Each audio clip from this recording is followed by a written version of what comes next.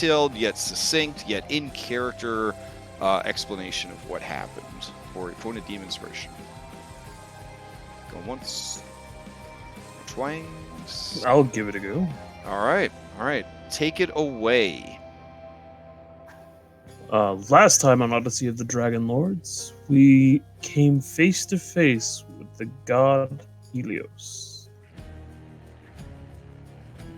Upon entering his island, we found that we were expected. So we approached the table with an open mind, though I was quite aggravated due to the gnawing fate I felt in my stomach. We then came upon Helios having a conversation with another of Sidon and Lutheria's children, where we heard upon them having a contract, an oath sworn for him to serve Sidon's army. And we could tell that Helios did not quite want to make his people participate in such a thing. So we sat to the table with the mind of hopefully seeing exactly what was going on, if there was any possibility to dissuade his actions in helping him. Unfortunately, his aloofness was a little too much for Cyrus to handle, and he spoke out about knowing that Helios was the dragon that had destroyed pretty much everything that he had known in his childhood. Upon hearing this, Helios himself became enraged, almost like a mindless, barbaric rage. He was unable to contain himself and attacked the heroes, knowing full well that they were under the oath of hospitality, and he would therefore be breaking it. This is such a heinous act that the Furies themselves had to make their presence known, and ended up taking Helios off into the underworld for punishment. This had unexpected consequences, and possibly the underlying genius in Helios' actual actions, that this no longer obligated his people to fight Sidon's battle, of which they would have surely been used as fodder and pawns and destroyed. So in saving his people, and seeing that we tried our best to not actually hurt Helios and make a deal with him, his people have decided to not necessarily assist us, but not help Sidon either. So that is considered a win in our book. Even if they can't join us, an ally taken from Sidon is a win. And we set sail afterwards. Okay. You strategically left out one part of last session, but that's fine, I guess. So the part where you were confronted with your part in the machinations that unfolded. Did you not want to touch on that one? Or? I have no idea what you're talking about. Oh, I see. Okay, fair enough. Go ahead and take your point of deep inspiration. Does anybody want? I believe it's a D10 now. I want to say it's a D10. Factspiration die, easily unlocked by sharing with us a fact about your character that no one else in this group would know. Something new about your character that none of us would know. I got a question about this. So is this like something that we're revealing in character to everyone in character? Or is no. This out is of character that this everyone is knows? Yeah, the players know this just to kind of it's lore building. You're building lore about your character in the world, essentially. Then everybody knows. Well, no. It's lore for the players to enjoy, not for your characters. Yeah. This is fourth wall knowledge. So Mine would be that the Oh. curse is not actually that I'm a Medusa. That's just Oh. an extra curse. No one remembers that. nice. Okay. Well done. Go ahead. You have an inspiration die. Its duration is this entire session. So it disappears at the end of the Okay. session, but it is a bardic inspiration die that you could use this session. All right. Cool. That's good to know. My mother is going slowly crazy. That's the curse. I mean, I believe you can ask for an NPC now. oh shoot, yeah. Do you want to hear a factspiration about one of the NPCs? Yes. We had a complaint that there was not enough cabbage last episode. I thought I'd mention that horrible fact, but it's okay. Is there a particular NPC that you want backstory factspiration on? In exchange for the secret you have shared? Chandras. Chandras. Oof. Oh man, a lot of secrets on Chandras. Yeah, I know. That's why I asked. Okay. Chandras, when he was a teenager, he and Zamrox joined the cult of Lutheria and disappeared from the mainland for over a decade. When they returned from their travels, they were more confident and more powerful, and using their skills and knowledge, eventually climbed the bureaucratic and political ladder to become advisor to the king and queen. So, I think that's something that would be kind of known in the world, but maybe not known by your characters. But yeah, they essentially disappeared for a decade. All right.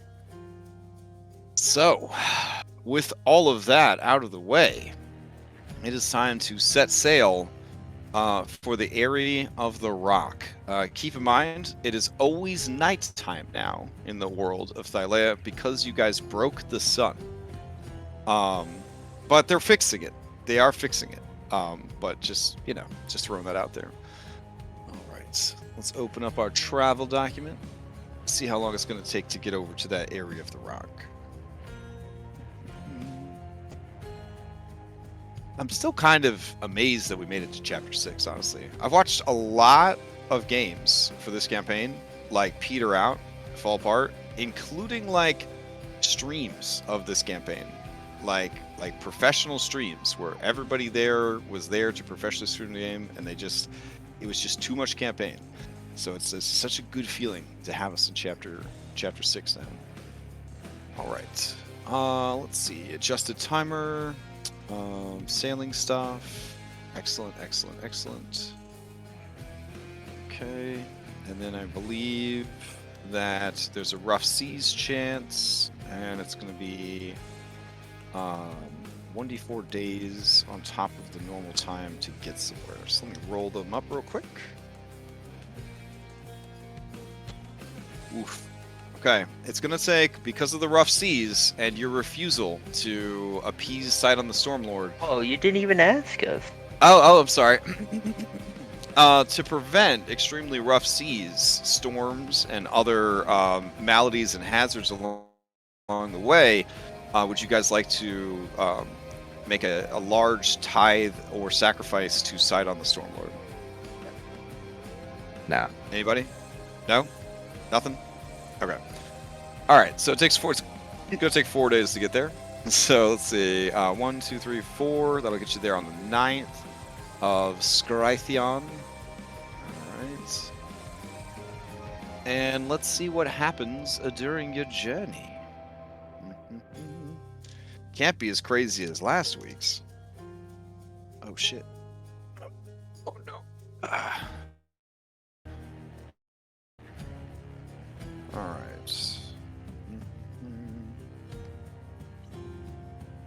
Oh, that's not too bad. Okay. It's actually kind of interesting. Makes me wish I had a map for it. We'll have to theater of the mind this thing.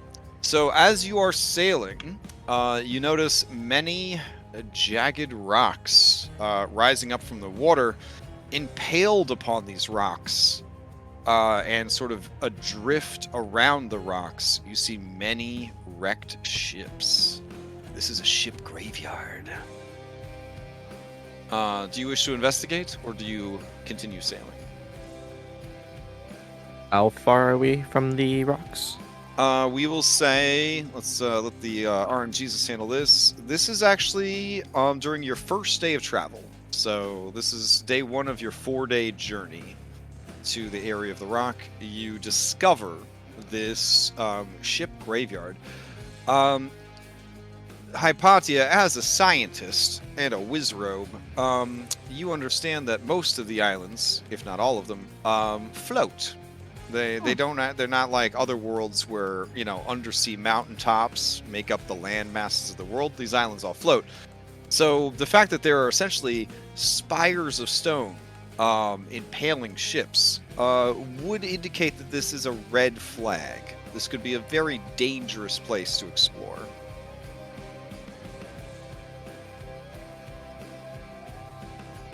Oh, Are we? Yeah, like, are we drifting too close to it, or? No. You see it off in the distance, and you have to choose if you check it out or not. This is on you guys. I mean, do you want to take a small boat there? We could send Skilla. I can, if we get close enough, I could just run over there. Yeah. I worry about getting too close, though. We have rowboats, How- right? Can we tell from Like a the distance one how we used. the ships are destroyed? Like, that they wreck on the rocks, or like torn apart? Or are they impaled? Yeah, the Some two of the halves of the ships, same ship. some of the ships legitimately look impaled on spires of stone jutting up from the ocean. Others look like they have just sort of drifted there on natural currents and sort of clumped together with the others. It is a great many ships, not all of which are of Thylean design. So there could be some off-world ships here as well. We've got some rowboats from when we took them to the Fishbowl Island, right? No, we just took a jolly boat. You have your two jolly boats. You think a fly jolly over boat there. would be? Are we sending Skilla? How are Yeah, the- I'm fine with sending Skilla. Okay, let me see. Maybe we could head on over to the Ultros map to at least get us more of a sailing mood. There we go. I mean, if there's a bunch of ships there, maybe there's treasure. Well, yeah, I'm just worried that something's going to jump up out of the ocean and impale our jolly boat. That would be bad. I think we'll be alright. I mean, yeah, but maybe we wouldn't be. I'd rather not find out. I mean, something could. Yeah, I feel like we should at least check it out. Why don't send Skilla over? Yeah. If there's no problems, we'll These go close. constantly change. We might not have another chance to check it out. Yeah. That way we can mark it on the map and come back around. Yeah, without a constellation, essentially, to guide you, a lot of these locations are perhaps the only time you'll ever see them. Yep. Okay. If that is your intention, you're gonna go into a trance and kind Yep. of ride around inside Skilla. All right. Yep. Skilla, as you fly over, it is dark, because nighttime. Which I guess I gotta turn every map we go to nighttime. With the click of a button. Thank you, FoundryVTT. It is a waning moon, so it just got done being I gotta really learn the terms for this. The moon like being halfway, but now it's waning, which means it's going away to a new moon. I think that's how moon talk works. So it is pretty dark. She has blind sight, but it's very limited blind sight. But she is kind of flying around trying to get a feel for the place. Skilla, it is ominous as you kind of sail into this area. If the DM was not a total hack, he would be playing some really ominous music right now, like straight out of like a horror game, as you are sort of flitting about from here to there. One of the things that you do notice is living amongst the spires of stone are what appear to be sort of aquatic gargoyles. Oh. They kind of look like frogs that could fly. It's very strange, and they are currently asleep, which I guess is good. Here, this is what they would look like if they were awake and out hunting. There we go. So they have like bat-like wings, frog-like faces, and they are hanging upside down from tiny weather-worn alcoves in the spires of stone by their little prehensile hook tails. Yeah. Can I make any kind of check to see if I know what they are? You can. This would be... these are technically monstrosities. So I would accept a handle animals, intelligence-based handle animals, or a nature. We'll do a nature. Okay. Yeah, these are a creature known as leapers, or water leapers. So, what is a water leaper all about? They are opportunistic, like scavengers. So, sort of the aquatic or the seafaring or coastal version of a hyena. They're basically looking for opportunities. Out at sea, they like to latch onto sea monsters and basically ride along with the sea monster and then pick up the scraps of whatever the sea monster gets up to.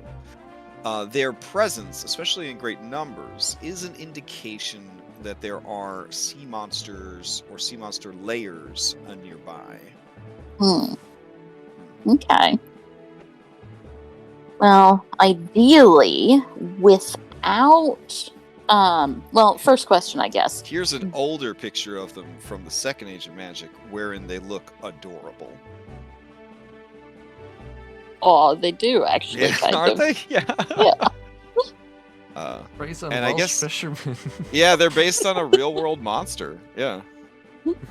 A real-world monster. First, I would do a brief check to look for survivors. I'm not looking very hard because I assume there won't be any. Honestly, just one of the cutest monsters. Just, oh my god, so fucking cute. Oh, sorry.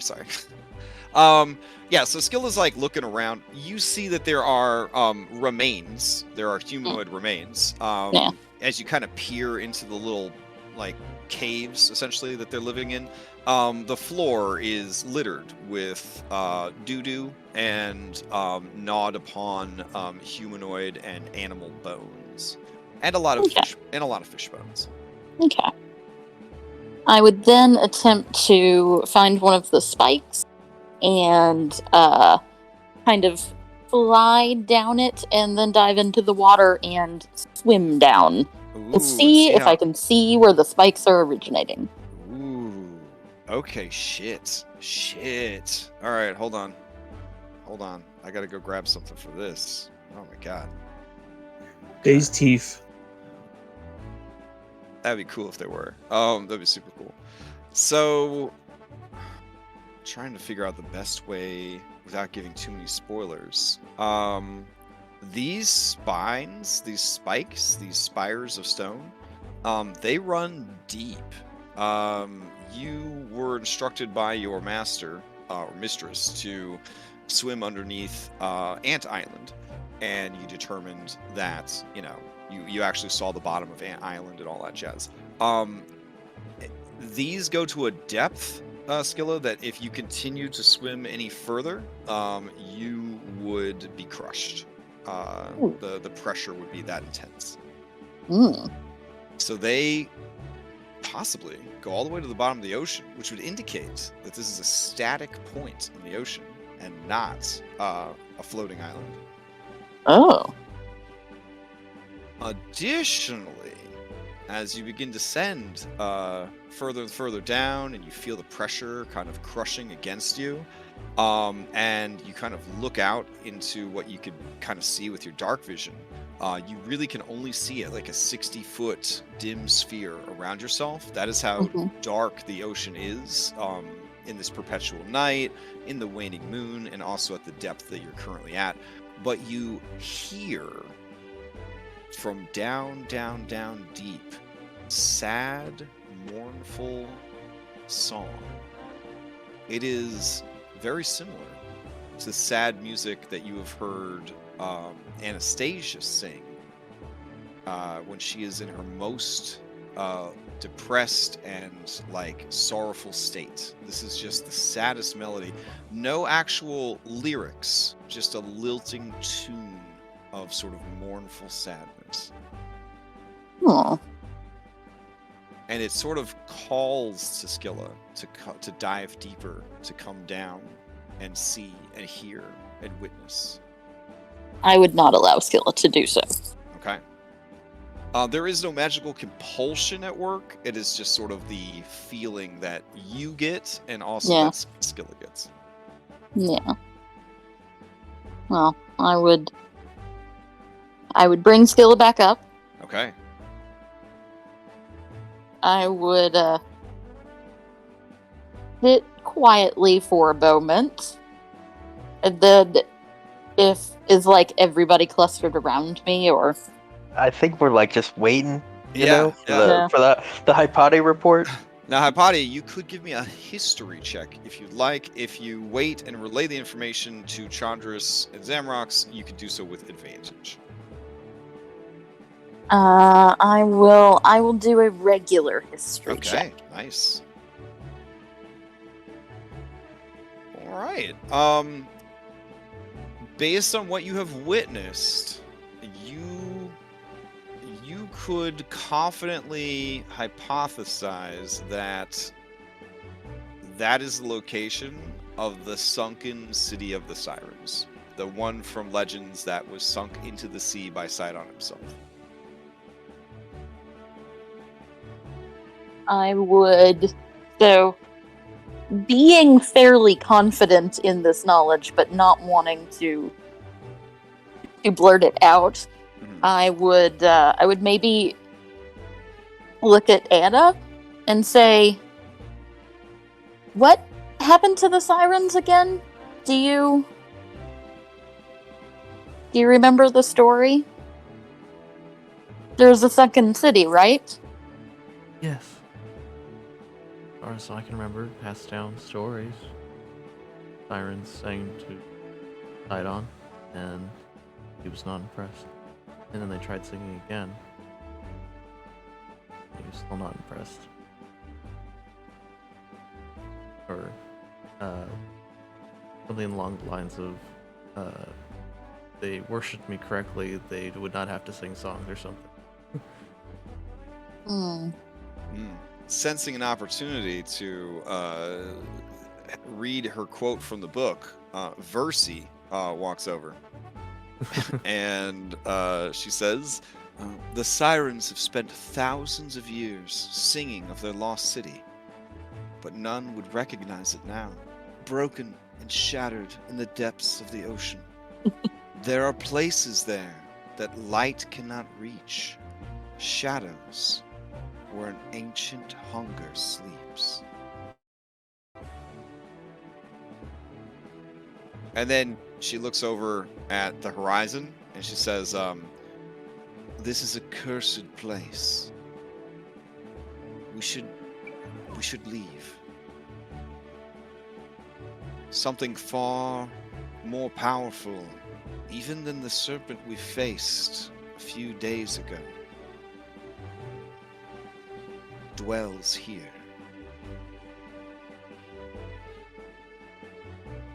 I'll look back to Anna in this, and I'll say, I think it's not a story, Anna. I think the city is here.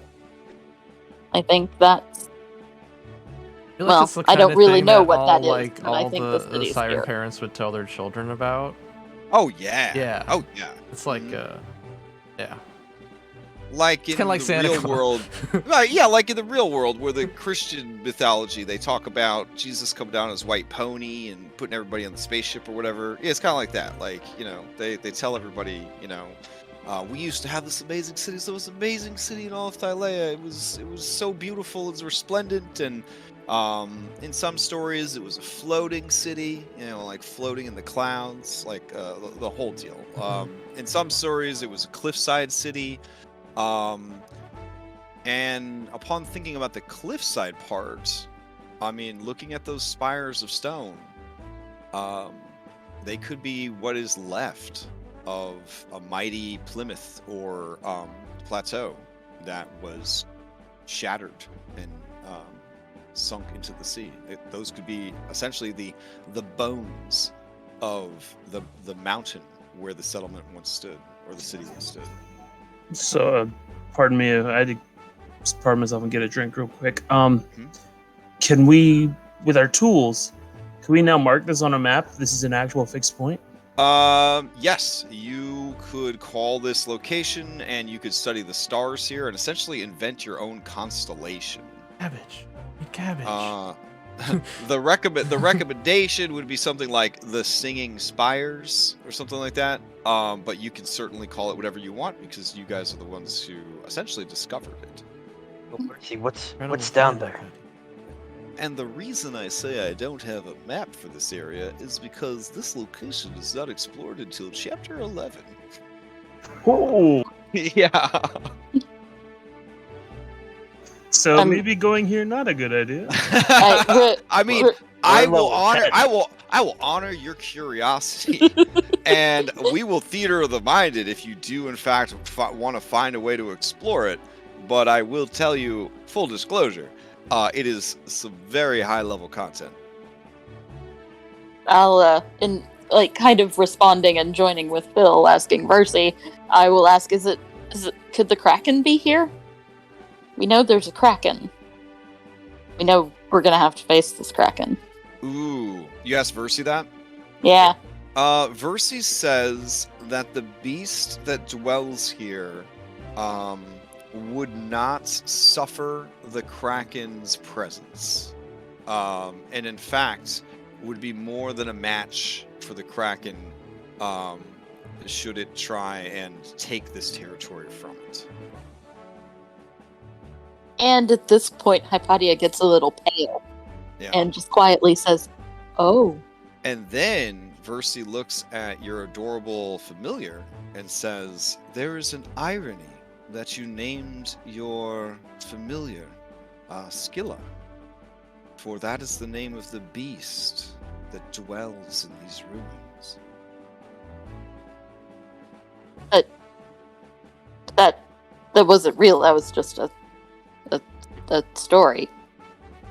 And then I look back out at the spires that are also supposed to be a story. Yeah. Just like the And Pickle I need Island, to go. right? I need to go have a drink. Wait. So guys, bear with me. Phil's me into fear now. So you gotta pump it back.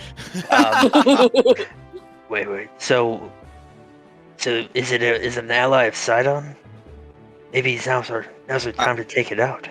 Oh no, Scylla is a ancient horror, birthed from the nightmares of creation. No offense to little Scylla. Scylla puffs up her chest. Yeah.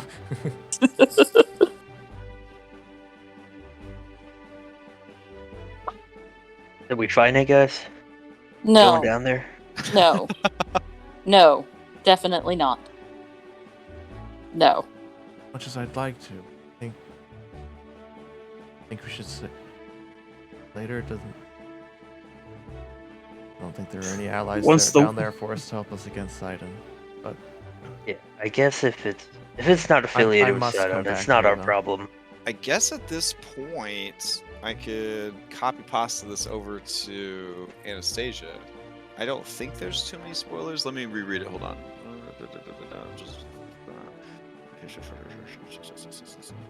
do I like So no- do I like hear a little bit of the singing, even though I'm like way up here?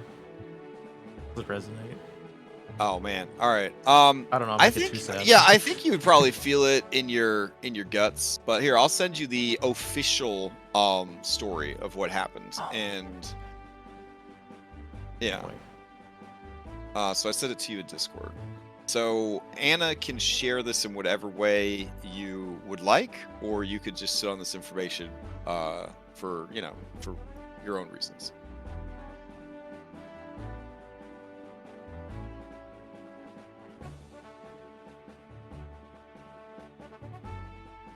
That's the whole thing. What I Huh? sent you? Oh, whoops. It cut off at. Oh, okay. Hold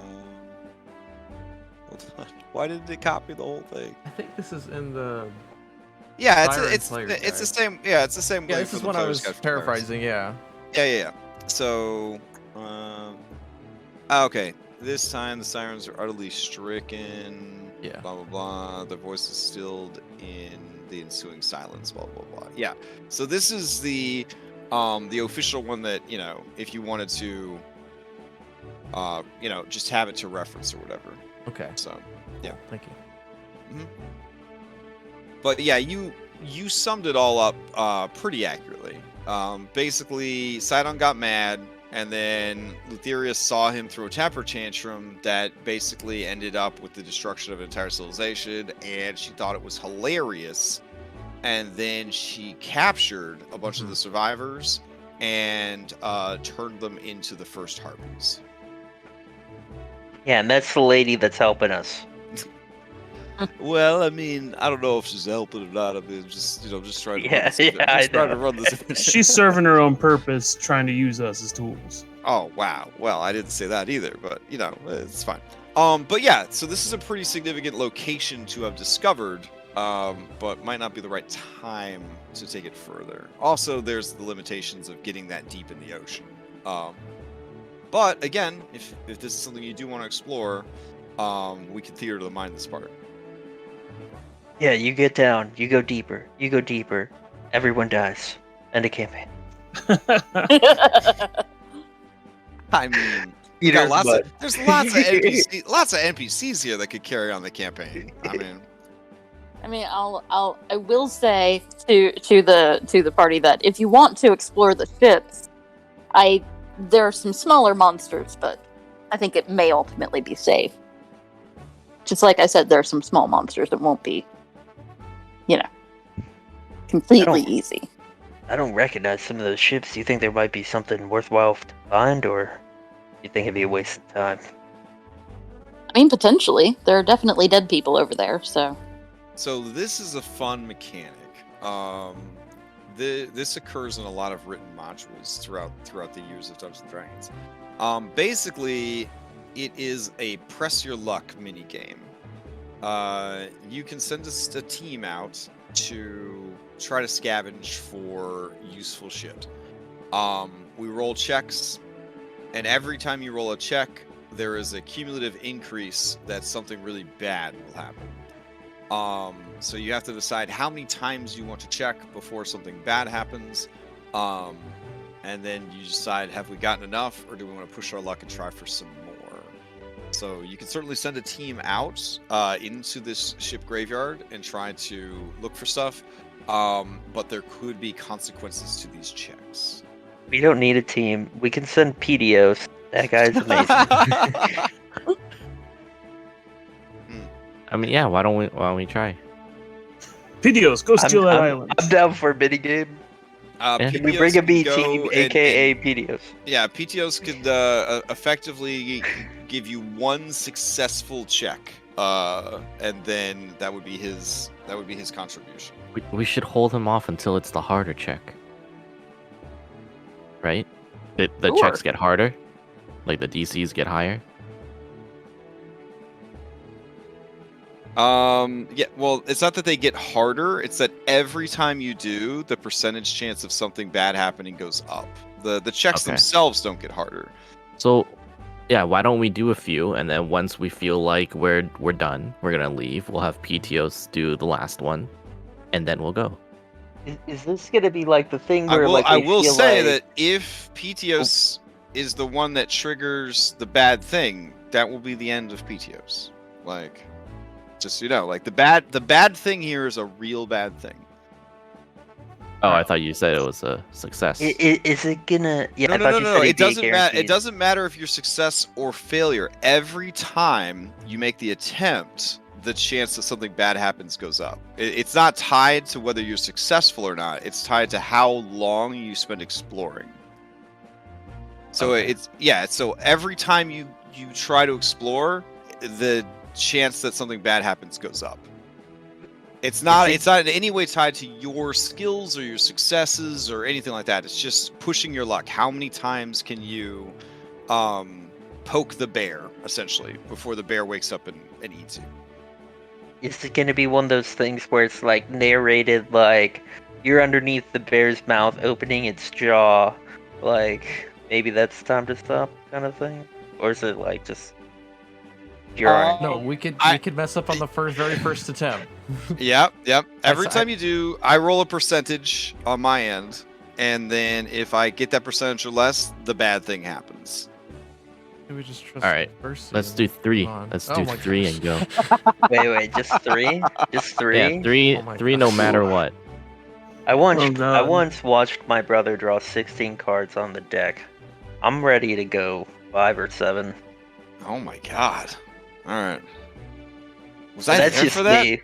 Yeah, that was the very first Extra Life. With Oh, the deck that he picked at the right. end. And you, Yeah. he was a brand new player, and you're like, how many cards do you draw? And he's like, Oh, 16. that was Wes. That was when we had the split party that year. I think that was Wes that was letting you. Oh, No, God. but we combined at the end. Oh, at the end, remember? right. Yeah, after Bahamut had disintegrated the mountain. Oh yeah, it was bananas. Good old Extra Life. Okay. So Why don't we? Why I say this is what we do. We do a poll, and each time we all vote, and then when it's less, then we don't do it anymore. You know what I mean? Yeah, I think that's a good way to do it. Here, I could do it. So it's /poll. Go again? Question mark. Oh wait! Don't do that one. Don't do that one. okay. Yeah. Here, I'll delete it for you. No.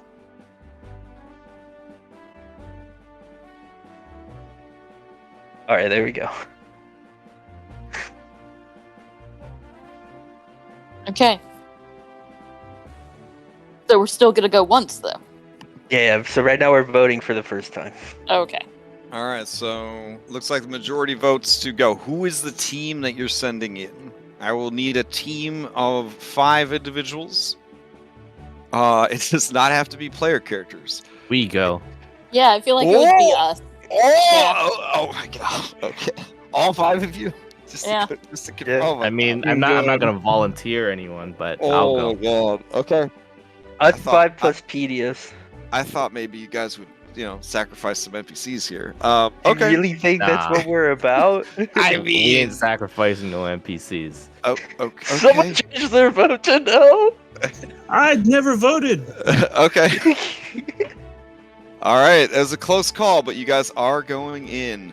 Well, Ooh. no, if Cyrus and Ooh. Anna doesn't want to go in, then All right.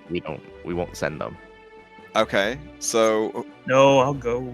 okay. I'm not letting you go in without me. I mean, that's. I may Hey, not want to Anna, go, step but I'm not away. letting you go in without me. All right. Let me check how quickly this ramps up.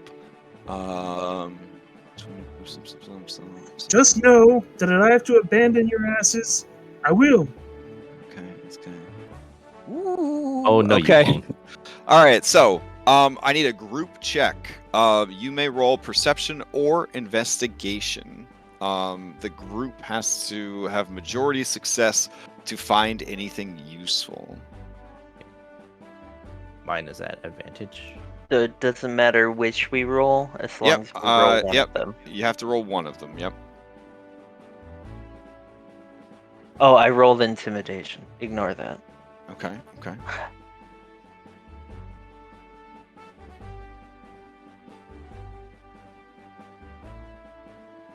Want you all to know I'm very afraid. Okay. These are damn. Nice job, guys. Everybody did good on this one. All right. Very, very good. Okay. Phil, are you just intimidating the darkness? Is that what's going on right Yes, there? yes. Okay. Okay. Fair. Keeping in mind that it was dark and spoopy and all that, even with all those factors at play, you guys had majority success. You find, you find what looks like a small sloop that at one time may have been a flying machine. You can see that for the most part, it has been picked clean. Excuse me. It has been picked clean by creatures and denizens of the depths. But you do find, sort of tucked away underneath some wreckage and debris, the shattered skull of a human. The skull still has a wizardly beard attached to the jawbone. And you can see like the neck vertebrae and a bit of the sternum and chest area. There are some torn and tattered bits of robe. The only thing that is intact amongst these remains is a very dorky looking wizard hat. Oh. Yes. I will say hi to the skull. Okay. Hello, good sir. Do you mind if we take your hat? There's I no reply. wait 2 minutes. Mm-hmm. If it doesn't reply, then it's officially ours. Okay. You may put dorky blue wizard hat down. Sweet. I'll pass it back to the others. Okay. Right, second ball. Oh, let me roll to see if things got terrible already. Okay, you're still okay. You're still okay. Oh, I spelled greedy wrong. You know what I mean? Gretty is like ready and greedy. Yeah, exactly. Yeah. Greedily ready. Oh, we're doing it again. Oh shit. Okay. Give me another round of checks.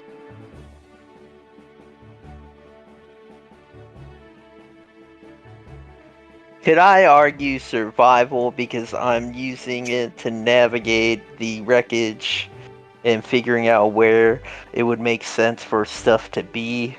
Oh, I did We're want to ask, is there any chance of finding it or being able to like map out schematics of this flying machine? Because I know our cycloptic friend had talked about interest in such things. Ooh. You could, but you would have to spend another hour at the ship, which would count as another search attempt.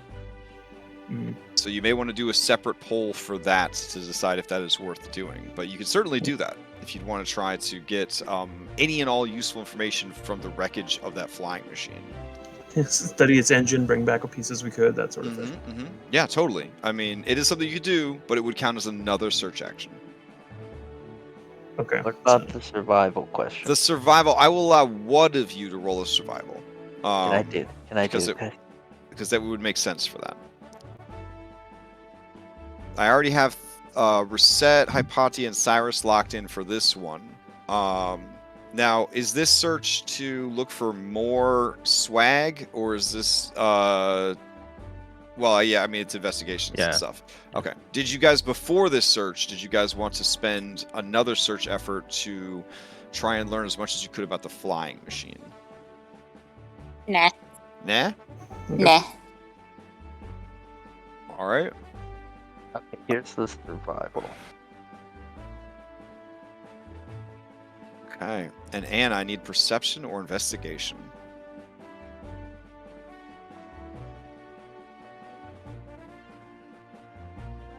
Hot damn. I'm really glad I Okay. don't see.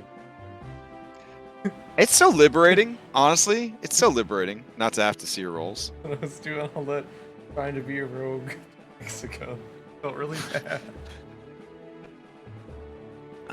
Let's see. Okay, that's pretty dope. All right. As you continue to explore, you find a very, like, the remnants of a very long boat. Hey, I'll try to be clever in describing it, but I'm not very good at this whole storytelling thing. So hold on. Does the prow look like a dragon? Yes, the prow looks like a dragon. It looks like it kind of has like a trireme feel to it, but like a bit like skinnier and more banana shaped. Oh wow, I'm doing terrible here. It's a Viking longboat. So you see the shattered remains of a Viking longboat. I'm sorry. No worries, no worries. But yeah, it kind of does look like a trireme, honestly. When I'm looking at it. Let's see. So yeah, there's the shattered remains of it. You do see that there are some old beat up shields that were like mounted to the side of the ship. One of those shields is different from the rest. Instead of being sort of a round wooden shield with heraldry on it, it is a stone tablet carved with runes that you do not recognize. You know at once that this is magical. Okay. I will go up to the Viking longboat. It has a Okay. little heading thing. Like, does it have what's it called? Like a, how there's like a A figurehead? thing yeah, a figurehead. Yeah, its prow is a dragon head. Okay, I'll ask the dragon head then. Hello. Do you mind if we take the tablet? I'll wait 2 minutes. Okay. There is no reply after 2 minutes. All right, it's ours. Yeah. I'll, Okay. Yeah. Tell Phil. Why is to this flip boat it off. shaped like a banana? I grabbed the tablet. I don't know. I've never seen a boat like this. Is anyone else's heart racing? My heart's racing. Yeah. I'm not. So here is the, in case anybody wants a visual of what a Viking longboat looks like. And you could kind of see that they do kind of share a lot of the trireme qualities. Single sail, a lot of rowing. The traditional trireme, not designed for long voyages at sea like the Ultros is, so they don't really have a below deck situation. All right, let me see if the thing happens. Shit. All right. So far, so good. Oh, God. Okay. Pull. Oh wait, okay, wait. I'm doing it.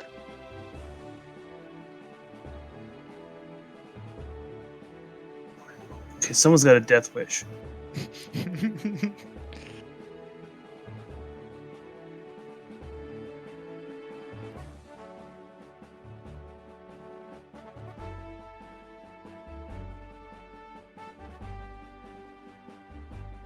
Oof.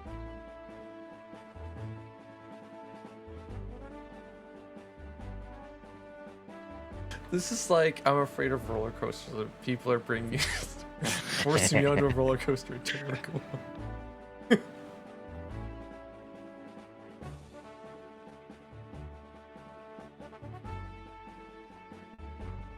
All right. You mean I'll check? s- Mercy said we should leave. No, we have to do 3. 3, and then we can go.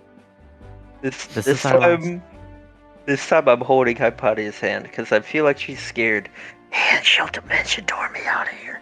Oh, okay. Let's see. I'm like staring at your hand, like, what are you doing? You don't need to be worried. I'll protect you.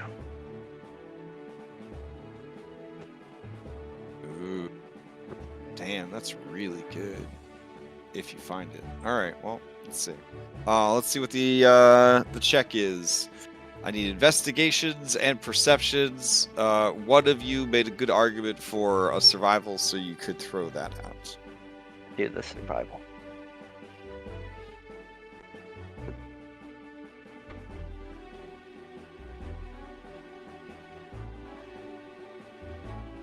Okay, just waiting for. Wait, I'm just saying you could add your faxpiration. This seems like a good time. I'll hang on to it. Thanks. Oh man. Okay. I'll use my inspiration because I feel like I'm gonna need it. Yeah, with inspiration.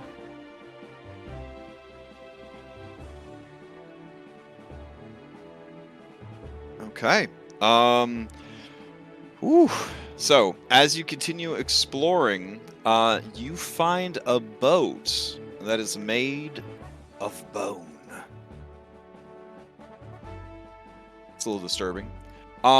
Reset, you recognize this as sort of very similar to the boat that everybody was waiting in line for Ooh. down in the underworld. Hey, I've been in that. Yeah, so to give you a general sense of what it looks like when the boat was functional, it was crafted of bone and sinew. The boat is at this point totally wrecked, but what you do find amongst the remains and the wreckage of the ship. Here's another great picture of a boat ship. Hold on. Amongst the wreckage and debris, you do find a glowing amethyst. It is some sort of amulet. That do you want to ask every school When on the you boat? look at the amulet, you can feel the amulet looking back at you. Oh, okay. I guess I'll ask the amulet then. Hello? Amulet? Do you mind if we take you? The amulet gives a warm pulse of purple magenta-ish light, as if Okay, beckoning you to take it. If no one stops me, I will grab it. I'll grab it if you want to. In 2 minutes, I grab it. Okay. Upon grabbing it, it is a familiar feeling, pulsing from the amulet into your hand. Familiar as in like Arisian home? Oh no, it Or reminds you very underworld. much of the underworld and Lutheria. Okay. I just turn to the party and say, it's nice. Oh my. A nearby spire of stone collapses. Okay, let's... Would you like to continue? No. Well, let's get the next poll No. and No, There's another I poll. veto the poll. Then we have democracy. I mean, Okay, yeah, all you right, can put just that vote poll no. up. You can All vote right. no. I have.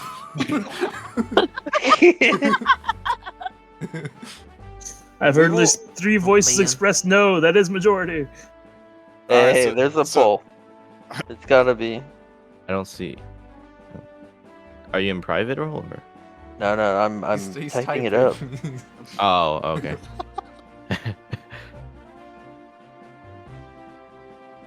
Reset say really we- wants to I'd get say back we to the underworld. God. Yeah.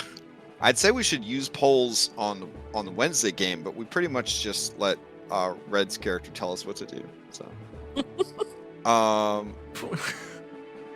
oh my, is that really what no is? Are you sending PTOS for No, one more No, poll? I don't wanna Oh, I don't send like how PTOs. it says Okay. send PTOs. What do you mean? He said it's a success. It's not. It's not.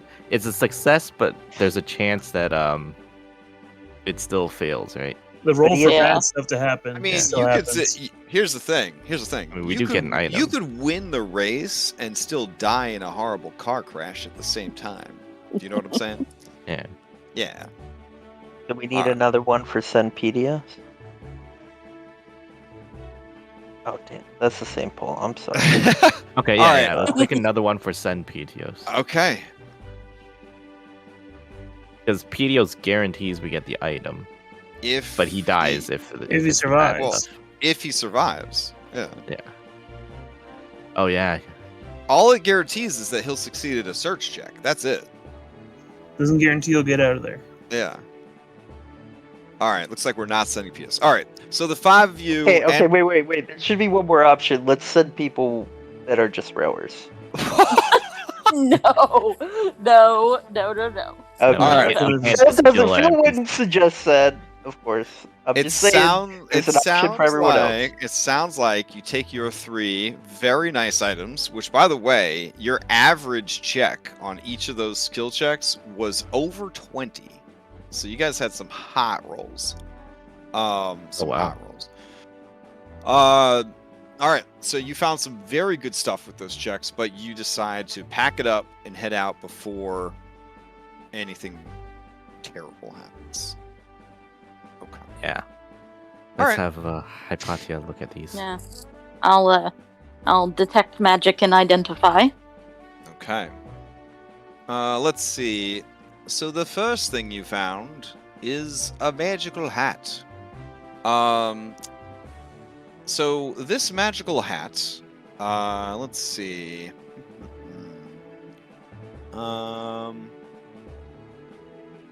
Yes. This is the hat of the Cloud Coven. While you are wearing this hat, you can use a bonus action to turn any broom into a broom of flying, which, by the way, is one of the best items in the 5th Age of Magic. If you ever try to enchant a second broom, the first one will turn back into a regular broom. If the hat ever moves more than 2 miles from the broom of flying, the broom also turns back into a regular broom. Additionally, while wearing this hat, if you are capable of summoning familiars, they will have 3 times your spellcasting ability modifier additional hit points. But the familiar will lose these bonus hit points if you ever stop wearing the hat. This hat does not require attunement. My God. Oh I'm- man. I'm gonna look at the hat and then I'm gonna just hug it, and I'm gonna tell you all about this wonderful story that I heard as a child, and it made me want to go to the academy. It was about a silly little mouse that was studying to be a wizard, and then one day the wizard goes away and he steals the hat, and the hat gives him all these magic powers. It was so funny, and it looks just like that hat, and I love it. Yeah, this is the art that was provided for it, but it could certainly look like a certain Sorcerer's It is- Apprentice hat. Yeah. Yes, it is. It looks like that, and you will never convince me otherwise. So, yeah, it's definitely not feeling ancient Greek, but again, the Thylea is a demiplane that is sort of Bermuda Triangle's other worlds. So, yeah, you have a little Sorcerer Apprentice hat. Okay. Which, I guess, I would say it probably doesn't have the ears built into it, but yeah, you know, it's your total classic wizard hat. So, next up would be this runed shield. All right. So this runed shield, I will post up real quick.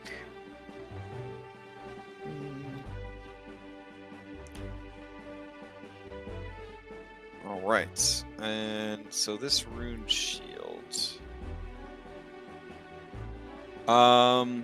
This is a very rare shield that requires attunement. It has a standard +2 armor like any old shield would. It is basically a stone tablet, and it's really fucking heavy. While you are wielding this shield and attuned to it, you have resistance to all bludgeoning damage. Additionally, the runes can be pressed like keys on a keyboard, and different combinations of runes will actually trigger different effects. The 3 known effects are: you can use a reaction to tap 2 specific runes on the shield. One creature of your choice within 100 feet of you gains a +5 bonus to their AC and has advantage to all saving throws until the end of their next turn. You can use this feature twice per long rest, and as any aficionado of the 5th Age of Magic knows, because it is not called the shield spell, God forbids, it will actually stack with the shield spell. Also, you are a creature for purposes of one creature of your choice. So that's pretty flippin' strong. Also, another combination is healing runes. You can use a bonus action to tap 3 particular runes on the shield. You and up to 2 other creatures of your choice within 100 feet regain 3d6 plus 4 hit points. This feature can only be used once per long rest. And then the final one, you can use an action to tap 5 specific runes on the shield, and for up to 10 minutes, you and up to 5 creatures of your choice within 100 feet get a +1 bonus to your spell attack rolls and your spell save DC difficulty. Oh my. As long as you're holding the shield, you can only use this feature once per long rest. Wow. That's a really good item. Cheers. Cyrus, you use shields, right? Yeah. Unfortunately, I have a legendary shield. If it requires attunement, and now having an Fortunately. attunement slot to get rid of the armor, so. Yeah. All right. And the last item is the Amulet of the Sea of Stars. All right. And the Amulet of the Sea of Stars, assuming you find like a cord or a chain to attach the amulet to, right? It's going to look like that. What's going on with this thing? So, it requires attunement, and while you're using it, your eyes look like the Nyx. So, just swirling galaxies while you are attuned to this is what your eyeballs will look like. While attuned to it, you have dark vision 120 feet. Additionally, you use a bonus action to channel the energy of this amulet and gain true sight for 1 hour out to a range of 120 feet. This feature is usable once per day. Additionally, oh my god. Additionally, while attuned to this amulet, you have resistance to force, radiant, and necrotic damage. Wow. Hey, I have a free attunement slot open. I can make a free attunement slot. So basically, you guys found 3 garbage can items, and I understand if you want to just Guys, throw how do them. you? Yeah. I want to go back for more. So I understand if you want to throw them off the side of the ship. That's fine. It's okay. Wow. So reset. Hear me out. I can't Okay. tell you what the bad thing is, but if the quality of these items has shown you, or given you a hint, the bad thing is really bad. Okay. Okay. So reset. Hear me out. I know that you and Lutheria are doing the dirty thing, but she practically called me her son-in-law. So I think I got just as much. What do you have attuned?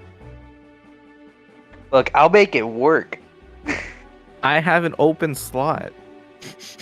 Here we go. And I don't have dark vision either. I don't have dark vision either. Go hang out with Kyra as they're discussing this. It's like, did the last group? What was his name? Him? Justinian of the Timberlake. Yeah. They Mhm. fight like this over stuff. Oh, all the time. Yeah. I feel like that's what's They- gonna happen here. They say fat loots are the true bane of any adventuring party. Okay. That's why Helios, back in his day, he would actually just throw like treasure, like in the middle of fights, just to see people like go crazy for him. Oh, the golden apple.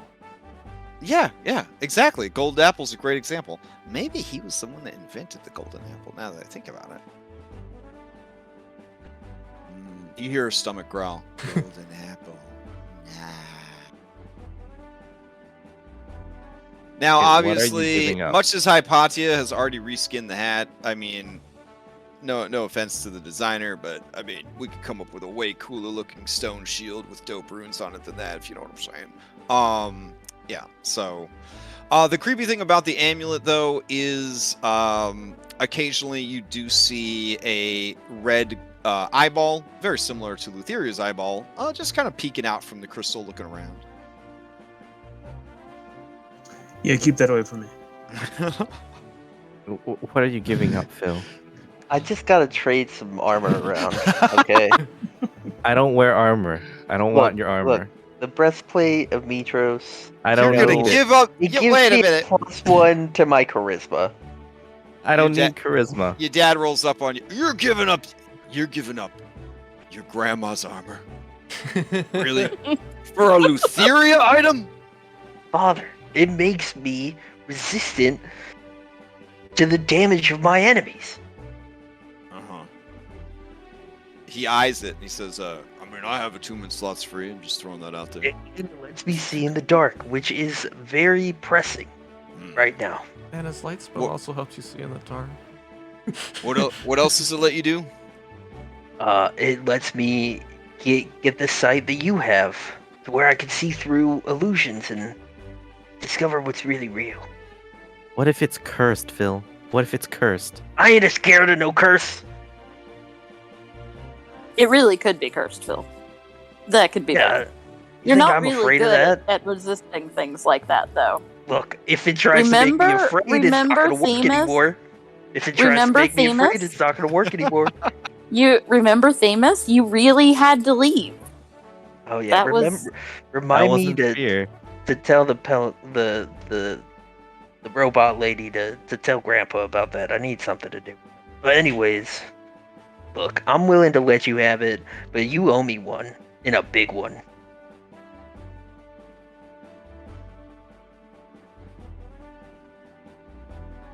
I mean, sure, yeah, I'll take it. You owe me one. I ain't forgetting. I mean, sure, yeah. If I were to have a sheet for myself, it has Reset owes you one right on it. Now, If you say so. full disclosure, there were a lot of items that you could have found. I don't have these made currently for Foundry. So I can get them Fine. made, Yeah. but they're not currently made. Okay. Do you have like a copy their- and paste? You could. Yeah, there's sheets. Yeah, sure.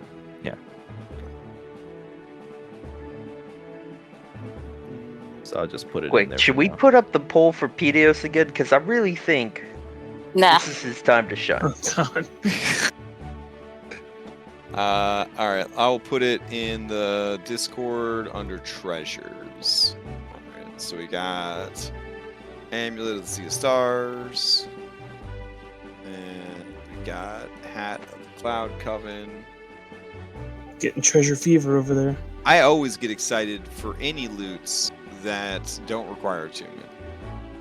It's true. All right, so I'm wearing the amulet right next to the locket.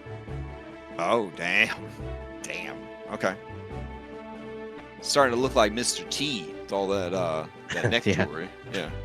You can see it now. Your grandmother's going to steal the abilities from the amulet for herself. That is awkward to have two spying ladies just hanging around your neck like that. Okay. Isn't there an Start equipment slot gossiping. system we're using? Hmm. So in the fourth age of Magic, much like an MMO, you did actually have a limited number of slots, so you could only wear one neck item. In the fifth age of Magic, that's all balanced by only having the 3 attunement slots. So as long as it makes sense, you could have 10 rings, I guess. If you needed them, you could have you know, all 3 of your attunement items could be necklaces. That would work. Where it would get a little tricky is wearing like multiple helmets at the same time. Stuff like that. You obviously can't wear 2 suits of armor at the same time. But for something like trinkets, like jewelry or whatever, yeah, you could stack those. That should be fun. Yeah, I was just kidding. I'm not Oh trying. yeah, no. But honestly, in 4E, you had every part of your body was essentially slotted for a piece of equipment, and you couldn't dupe them up. So, all right. But seriously, guys, Pedios. It's just Pedios. This is my player. I mean, he could send he could steal a weapon for you later. A weapon that I you already know got will be for you. I already got a weapon coming. I'm going to get it. You can use 2. That would be cool if I could use 2. All right. So I assume you continue your journey to the rocks, Aerie. Why don't we Aerie. send my dad? He can't die. He'll just come back somewhere else. Wow. Wow. We could go. This is my player greed. Get me away from it. I don't like the way it feels. Taking you back to the wider world. Okay. Send my dad. He can die. What do you want, really? He comes Alright. back. Let's see. You guys sail on over to the Aerie of the Rock. All right. Let's see. I have some musics for this. What would Papa Pythor say if he heard you say that? I think he'd be willing to do it. I could do it, no problem. Alright. Go here and paste this in. Yeah, I guess I'm technically wearing 2 hats now. I just realized that. Oh no! Nah, it's okay. I mean, you don't really I just- like the hat of disguise that much. I mean, you know. The hat of disguise will be under the sorcerer hat. The real question is, what do your snakes say? Snakes probably love the new hat. Oh yeah. Oh yeah. Well, Skilla definitely loves the new hat. She's a big fan. Oh yeah. When he was Like she made a little copycat hat that she gets to wear too. It's matching. Yeah, don't you have a 20 int now? So she gets Yeah. 15 extra hit points. Yeah. Yeah. Yeah, when you were saying you're familiar, and then you kind of lingered, like you were trying to figure out what it was. I thought you were about to say, "Hey, you could also summon a broom of flying for your familiar." Oh, that'd be That would have been adorable. so dope. So the question I guess I brought you already is, flies, so she just is gonna like carry a dick. so you're gonna just requisition a broom from the Yeah. ship's crew? Okay. I just take an oar. Yeah. Yep. All right. Aerie of the Rock. Here it is. Preload it. Okay. Now this is a tricky map. It is designed to be trying to think of the best way to put it. Like a forced perspective map. So you guys are starting down at sea level. The area of the rock is just a very tall I don't know, plateau of land, just kind of like just straight up in the air. I think we have a map for it. Hold on. So toggle navigation for that. Go back to the wider world. Swap out this map here with area of the rock. There we go. Yes. So as you can see, just a big pillar of stone kind of rising up out of the water. I guess that's you guys, maybe on the right. I don't know, the left. I don't know who makes these fucking maps. So yeah, basically it's just a big old spire of stone, and the rocks have a nest at the very top.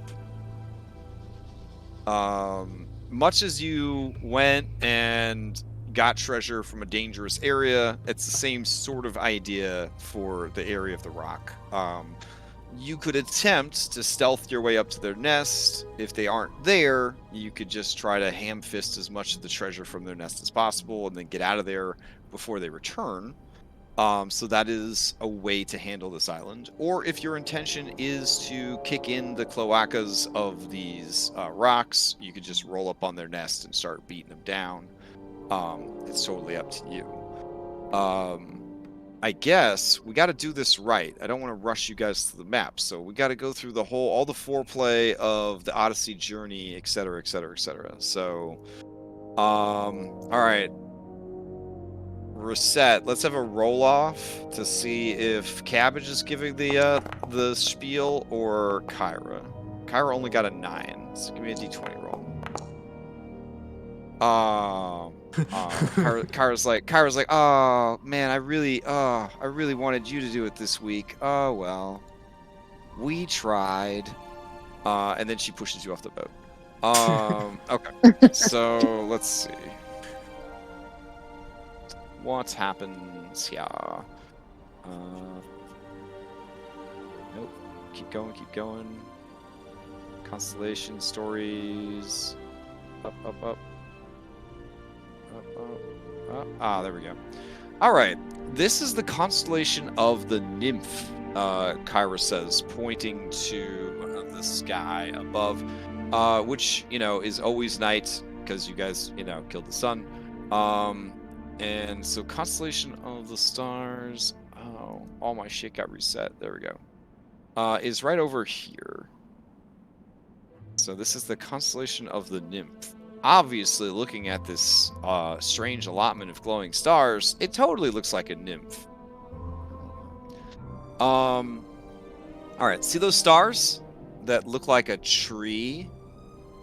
She says as she kind of stares right at Chandras. Chandras just shudders. But I guess it kind of looks like a tree because, here's the trunk and comes up here. And I mean, if you look real close, they drew a tree on the map to really sell it that this was a fucking tree. Anyways, no one is confused. See those stars that look like a tree? They totally look like a tree. It's a tree. Anyways, that's the Nymph, and her story is tragic.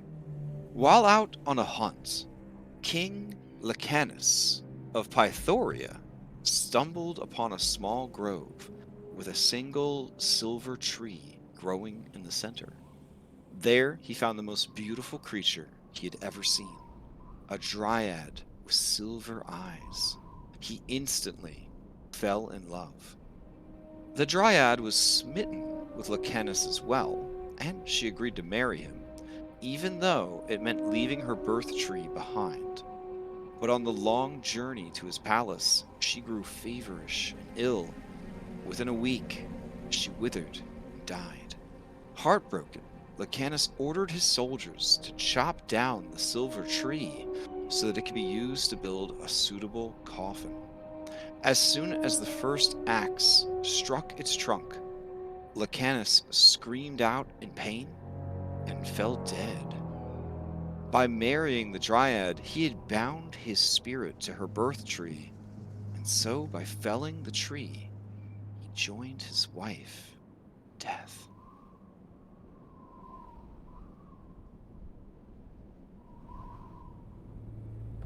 Dad, what's Pythoria? That is a great question, son. What is Pythoria? He says, looking over at Kyra. And Kyra's staring at him, and she's like, Pythoria, the town that you made. Remember the town you made? And then he blushes a little bit, and he says, I thought we agreed to never bring that up. And she says, I must have forgotten that part. I'm sorry. I mean, you don't want to talk about what happened to Pythoria? He says, obviously I don't. I don't want to talk about what happened to Pythoria, and I don't think we ever need to tell this story again. And the two of them stare each other down, and then she shrugs, and she walks away. She pats Chandras on the shoulder. And Later. Chandras looks very uncomfortable as he brings his little tripod easel up and his notes and all that jazz. Just a pointer. And yeah, That's stereotype for him. And he's like, yes, well, I'm sure many of you have a lot of questions. First of all, I have no idea what a Pythoria is.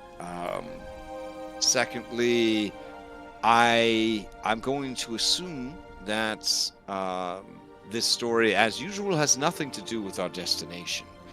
From what I understand, there is no silver tree on this island. There is no ancient graveyard with star-crossed lovers. It's just a big spire of stone and rocks live there. That's pretty much why they call it the area of the rock. I don't know why the story wasn't just about rocks. Honestly, I'm kind of at I'm at a loss here. How many rocks live there? Oh, great! Thank you. Good question. This mountainous island soars over 500 feet into the air. It has no natural bays, and no coastline that we could easily bring a jolly boat ashore to. It is surrounded on all sides by dangerous reefs and rocky shallows. Essentially, there's no way to bring the ship anywhere near it. We will have to use the jolly boats and approach very cautiously. It will require some actual water vehicle proficiency checks. That's how bad it is.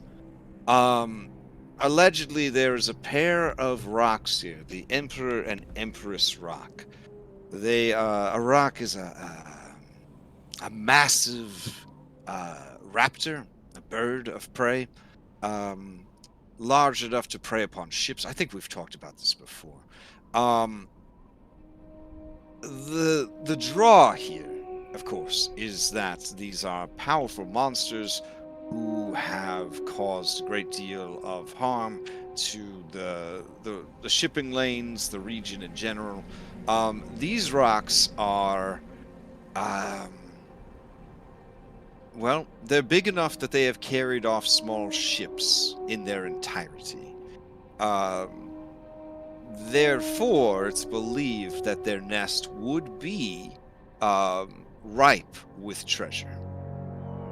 So there are two main strategies we could have as we approach. We could try and scout and wait for the rocks to be away, and then sneak in, take loot, and leave before they return.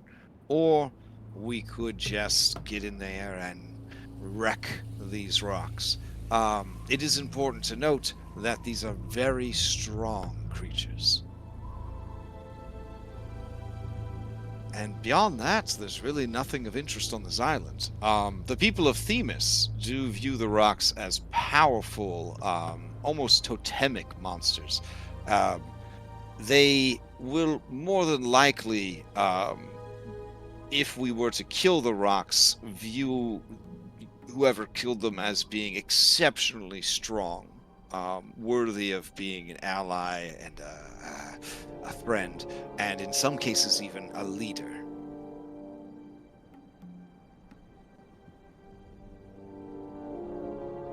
Who are the people that have tried to slay him before? There have been rocks throughout the history of Thylea. These just happen to be the strongest and largest of their species. Rocks are also commonly found along the southern coast south of Aerie, the northeastern coast northeast of the Deadfalls, and also the cursed island of Typhon. But among all the rocks hunting and living in Thylea, these are rumored to be the strongest and largest of their species. Do they have any magical abilities, or are they just strong? That is an excellent question. He can rifle through his notes.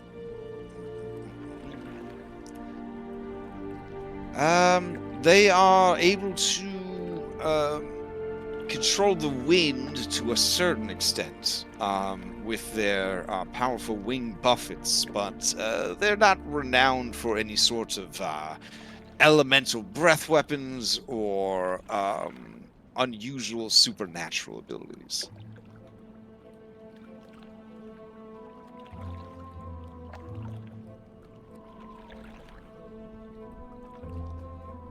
Metagame disclosure.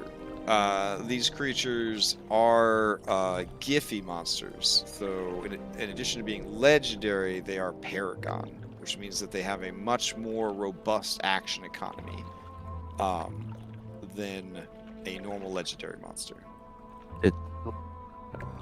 Did he mention how often they like I guess fly off to hunt? Let's see. They hunt daily, but with the sun being out of commission, they're probably a bit confused about when they're supposed to go hunt. They have great vision, very high passive perception, and they are, like eagles. They have keen eyesight or whatever, but that doesn't really help them because they don't have any dark vision. Perhaps we could make them think it's daytime and they'll fly off. Say, Do we if have any way of doing that? if they're a problem to travelers and merchants, I say we take them out. Yeah, kind of agree. Do we know how many there are? There's a mated pair, so there could even be offspring in their nest. But they wouldn't tolerate other adult rocks in the area. No. Okay. Now, smaller creatures that perhaps sort of feed off of their leftovers more than likely inhabit the spire as well. Similar to what you discovered in the Singing Spires. Then they may have some young. With are young rocks? Are you able to domesticate them? Oof. I'm quite skilled. It would With the take handling of animals. It would take a long time, but I think anything is possible. The Amazons of Themis were able to domesticate basilisks. And they're one of the most hateful and ornery creatures in existence. So, perhaps it is said in historical text that some of the mightiest Geigen warriors of their age would fly around on the backs of trained rocks. But those rocks and their riders were defeated by the Dragonlords.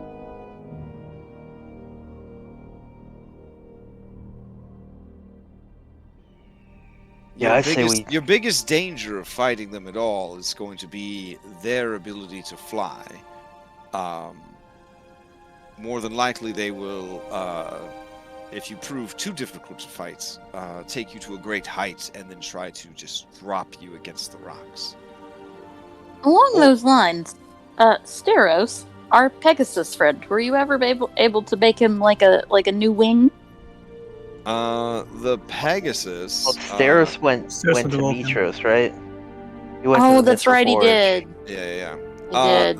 The Pegasus is, in fact, on the mend, and could currently take a rider, but its flight speed would not be 90. It would be 45.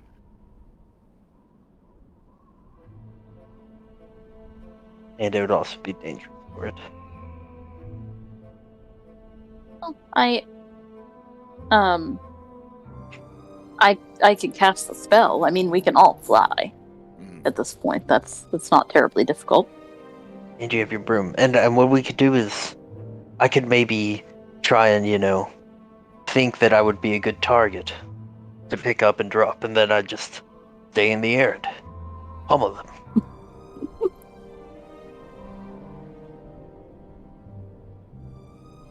Yeah, I mean, you and Anna can fly already, and I have my broom now, and I can cast the spell on Cyrus and Brissette. so everybody can fly. Yeah. Although if I lose concentration, that would be bad. So keep that in mind. Do I know, are they intelligent beasts? Or are they... Would they not be able to recognize a spellcaster? Like, what kind of tactics would I expect when fighting him? Tactics when fighting the rocks? Yeah, like, are they intelligent beasts? More intelligent than beasts. They are most certainly monstrosities. They, however, are still very primitive in their methods. Ripping, tearing, swallowing whole their prey. Their preferred means of attack is to dive bomb from high above, which delivers a tremendous strike to its targets.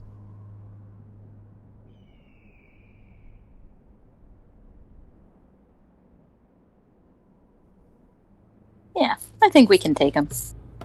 Yeah, I think we're relatively well equipped.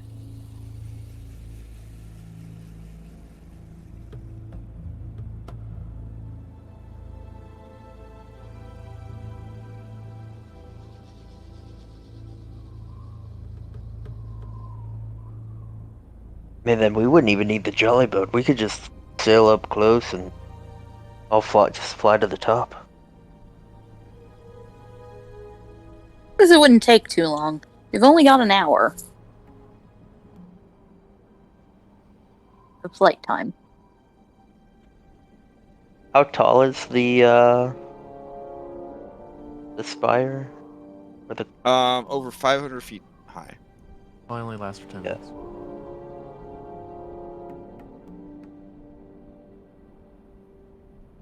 I think you could probably make it in 10. Also, do Yeah, you want to that's bring true. a B team with you, and which? Oh who- yeah, if we who do you brought a want to B bring? team, flying wouldn't really work out. I feel like we should. Well, we could go Sans B team if we really wanted to just go hog wild. If you want to Well, converse or tame with the rock, then you probably want to bring Nissa. Mm, She's got her affinity for them. That's if that's your goal.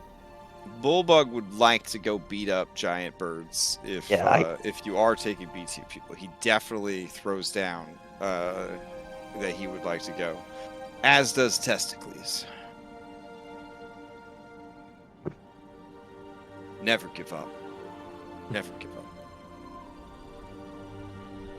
I feel like Pythor would be good in case someone does get dive bombed. Crusher Yeah. does inquire to Anastasia if the rocks have eggs. Are the eggs available for eating? No, I don't think we should mess with their eggs. But kill the rocks. You just made herself.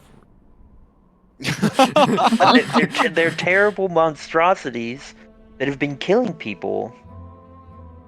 You should Just want to because they're crack their monstrosities eggs. doesn't mean they're monster. That's exactly what that means.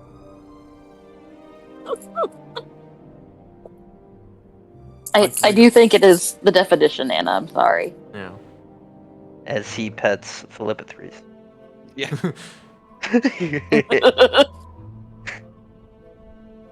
Crusher, well, they're maybe incredible protein, I imagine that's why Crusher's interesting.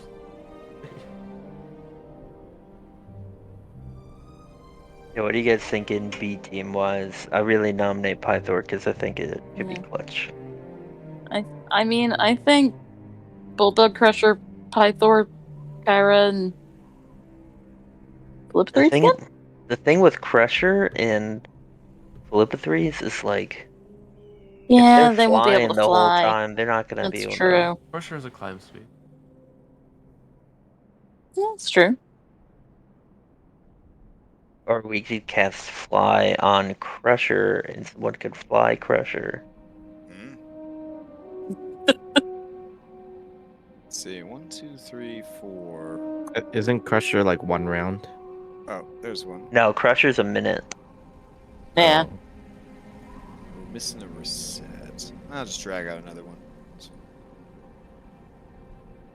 What about Indus? I think her ability would be pretty good. Oh, there she is. Ranged, isn't it? Bugs.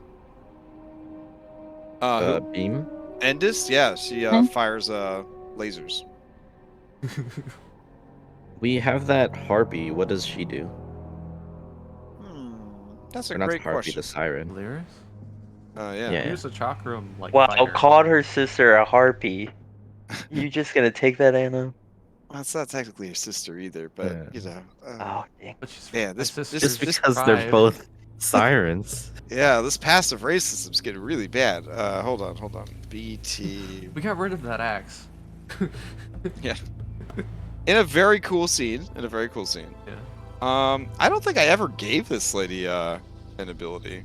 Well, I remember she had chakram. She was doing chakram like stuff like Talus. Yeah. Well, that was when she was just an NPC that could die, but then you had her join the B team. I never actually went in and gave her a B team ability. So, let me see what I can come up with while you guys are making up your mind.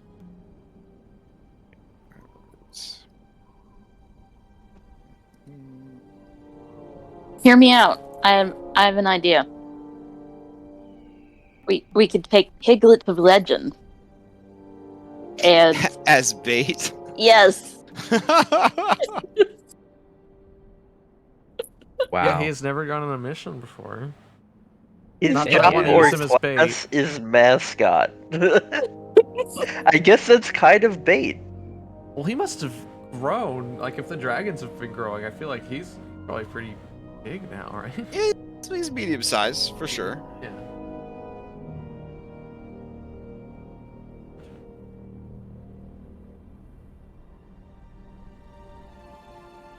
That's damn. Introduce. I mean, similar thing to Pythor's. Well, I use Pythor can take for any sure. hit. Like 30 or less. I feel like that's about as much as guys are going to be too. Yeah, I'm down for the Pig Little Legend. Yeah. Yeah, sure. Unless, this ability is useful here.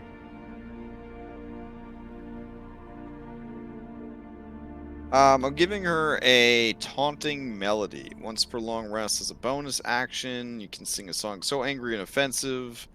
All creatures of your choice within 30 feet must wisdom save.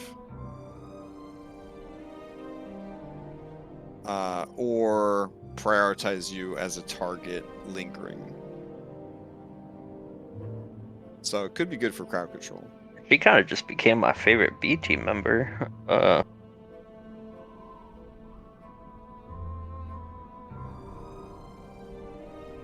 What a sacrifice ever.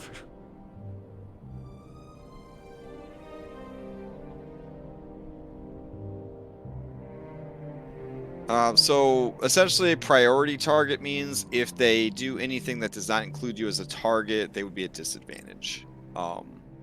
So it's based off the 4th edition mark mechanic. So basically, all of the creatures that fail would be marked by you. So if they don't include you as part of their attack action, whatever they're doing is going to be at a disadvantage. I guess this is a good time to say I can do that. Oh, you can do that naturally? Yeah, well, I took it as my. Let me post it. Oh shoot! I took it totally as forgot my to pick one of those. exploit. I can do this now. Is it for that you? every turn? Is it a short rest or is it a It's every turn. Okay. Ooh. You can And mark then it each lets enemy me within do 5 this. feet of you. Okay. When an enemy marked by you makes an attack against a creature other than you, you can use your reaction to immediately make one melee attack. Using a weapon against the triggering enemy before the attack is made. On a hit, the target suffers the attack's normal effects, and all attack rolls against it had advantage until the end of your next turn. Nice. When you learn this right, you also gain the heroic Wrath trait, which enhances the variant rule for marking in the DM's guide. Using this variant represented in the DM's guide, when a creature marks a target, the mark lasts until the end of the attacker's next turn. unless specified otherwise, and any opportunity attack it makes against the marked target has advantage. The opportunity attack doesn't expend the attacker's reaction. Oh, that's nice. But the attacker can't make the attack if anything such as the incapacity condition or the shocking grasp spell is preventing it from taking reactions. The attacker is limited to 1 opportunity attack per turn. The wording on that is terrible, but I understand the gist of it. It's saying that you get 1 free opportunity attack against a marked target, is basically what it's trying to say. Unless there is a specific ability or spell at work that would prevent it. Cool. Did Okay. we get we got a second exploit when we gained a level again? I don't. No, I that's don't- just one. Yeah, I We don't just have recall- one, right? Yeah, I don't Okay. recall saying that. Yeah. Yeah. And just so you know, I changed the name of it from Oh, Warden's okay. Fury to Heroic Fury. Because we're doing show and tell right now. Everyone noticed that Anna's a little brighter today, and then everyone gets free temp HP. This now. Oh. Is this part of your normal class ability, or is Yeah, this from this the is class. This is class ability. I forgot to pick one of those exploits. I haven't gone through those. from the 4th age exploits? Gotcha. Not yet. Starting at 10th level, you gain temporary hit points whenever you finish a short or long rest. These temporary hit points equal your warlock level plus your charisma modifier. Nice. Additionally, you can choose up to 5 creatures. You can see at the end of the rest, these creatures each gain temporary hit points equal to half your warlock level plus your charisma modifier. Nice. How much do 15 we and get? everyone gets 10. All right. It's being around her. Nice. Something. I chose that one. Let's see. Cyrus, for his 4th Age of Magic exploit, took Restoring Strike. Once per short rest. When you hit a creature with a melee attack using a weapon you are wielding with 2 hands. Okay, so you gotta keep that in mind with your shield and everything. Your attack deals an extra 1d10 damage, and once before the end of your next turn, you can use a bonus action to spend 1 hit die to regain hit points. Your weapon impacts with a satisfying crunch, filling you with new confidence. Okay, that's pretty cool. Figure it's a last ditch, you know. You Mhm. need some health. All right, Reset took Sky Lunge. You have advantage on attack rolls against the target till the end of your next turn. Once per short rest, when you hit a creature with a melee attack using a finesse weapon that has advantage, your attack deals an extra 2d10 damage, and you gain advantage on attack rolls against the target until the end of your next turn. If you don't apply sneak attack to the triggering attack, your attack deals an extra 3d10 damage on a hit instead of a 2d10. Wow. Nice. That's really good. Yeah. End of next turn is the crazy part. What, keeping advantage until the end of your next turn? Yeah, that means I can get a full round of flurry of blows. Okay. When you hit a creature with an attack using offense that has advantage, your attack has extra. Yeah.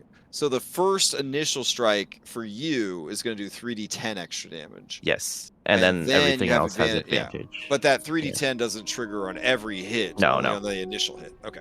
It's cool. just the first one. Yeah. Nice. All right. Okay. We're showing and telling. That Yeah. one's mine. Oh, but you made it secret. I show it did? to everybody. Yeah. Oh, I did. yeah. I did. Public roll. We'll do it again. Okay. There. Oh. God damn it. I made it recharge. So Okay. now let me I gotta tell it not to do that. I can pick one more. There you go. Can I give a member the B2 temp HP? Yeah. Especially if it's a Open person that's fight. physically gonna jump in. Essence Prison. Yeah. Your It's- focus flashes with the colors of the rainbow, and as the light touches your foe, chaos distorts the creature's nature. As an action, make a ranged spell attack against one creature within 100 feet. On a hit, the target takes 2d10 force damage.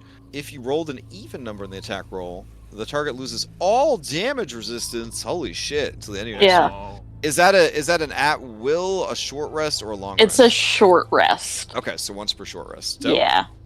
Very cool. Yeah. I'm in love with these exploits. It's like it's taking some of the best stuff from 4E and letting us kind of toy around with it in 5E. So it's very cool.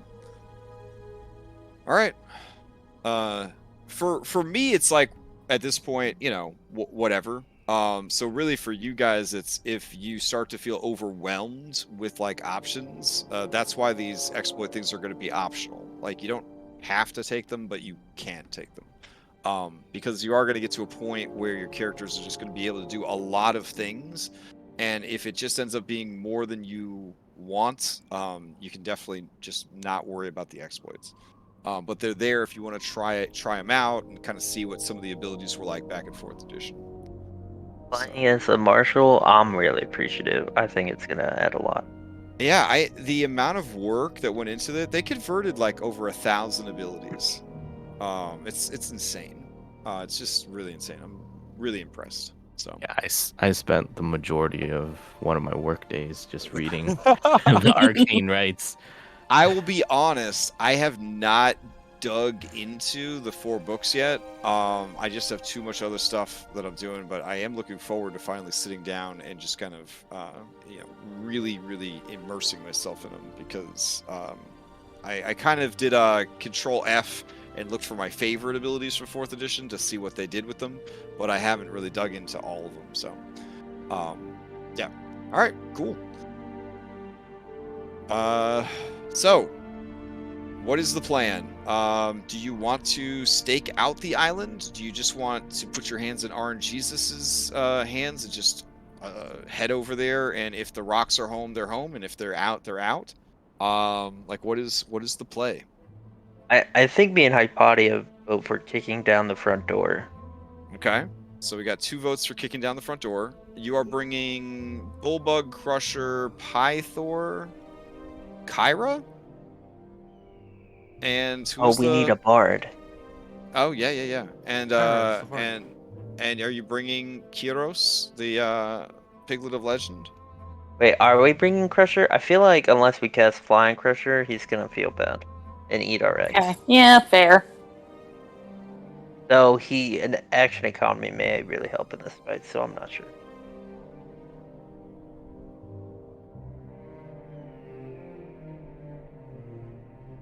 Ventus is still gone, right? Yeah, Ventus has not returned yet. Thank you for reminding me.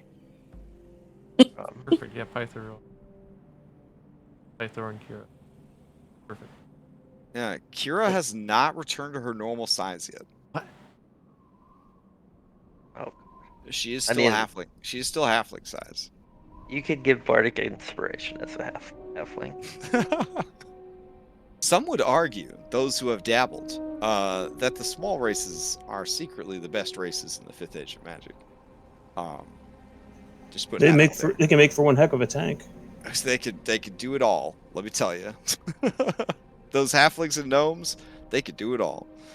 Don't count out the kobolds. Yeah. Oh yeah, and the kobolds. I'd say the fairies are actually coming in kind of weak. Like they literally can fly. Yeah, they literally can fly. That's it. Yeah. It's kind of.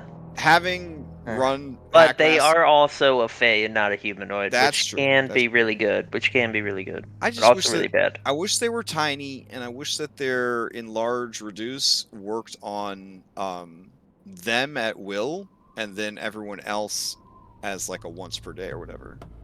I feel like that'd be cooler. But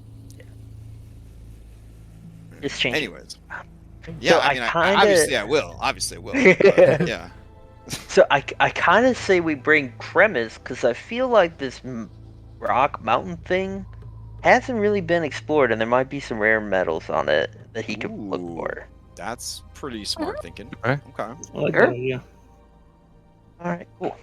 And I think that's our 5. So Kira, Pythor, Cremis, Bullbug, and Chiros, unless anyone has any final. It also warms my heart to see Cremis alive in this timeline. So Wait, is he not alive Did another he time? lose an eye though? yeah. How many people have died in Sunday? Oh no, he lost an ear, not an eye. Oh, do you guys want to hear something super fucked up about the Sunday game? What? Yeah. I don't want to get you off track, but it's Yeah. it's pretty cool. So in their fight against Esther, Esther managed to possess Corinna. Yeah. No. Yeah. Ari Yeah. was telling me about that. Yeah. Yeah, and like Oh. they figured it out yesterday. They just fucking called him out on it. basically, and he just like threw up his hands and like dropped the Corinna act, and it was full on like Esther in a young girl's body, and it was wild. It was Oof. wild. So yeah, and he's like holding Corinna hostage essentially, unless they give him a Castus. It's like a whole thing. This is a really interesting twist compared to how things turned out for you guys. So, anyways, I just thought it was pretty interesting. Wow. She also got horrible burns from the fight against Esther, and then we got like art made of her with their crazy burns and stuff. She's kind of like their favorite NPC in their version of the game. So it's very interesting to see the differences between the two. She's their timelines. Bullbug. She is their Bullbug because they don't have a Bullbug. Bullbug got recast as Tychon, who is like the best friend of their haunted one, and one of the only people that could still remember the haunted one. So it's a whole thing. So, but anyways, all right, you have your team. It looks like you are bringing, instead of Piglet of Legend, you're bringing heroes, or instead of Crusher, you're bringing. Instead of Crusher. Crusher. Okay. All right. Hype. I will bring you guys over to the map. Oh, let's grab a Skilla too. I do like the overlaps in names. Like, you have Skilla the Familiar, but there's also Skilla the insanely powerful bad guy monster. And then in the other game, they got Tychon, and then there's also the Cursed Island Tychon. So there's a lot of neat overlaps there. We gonna get new Skilla art now that he's beefed up?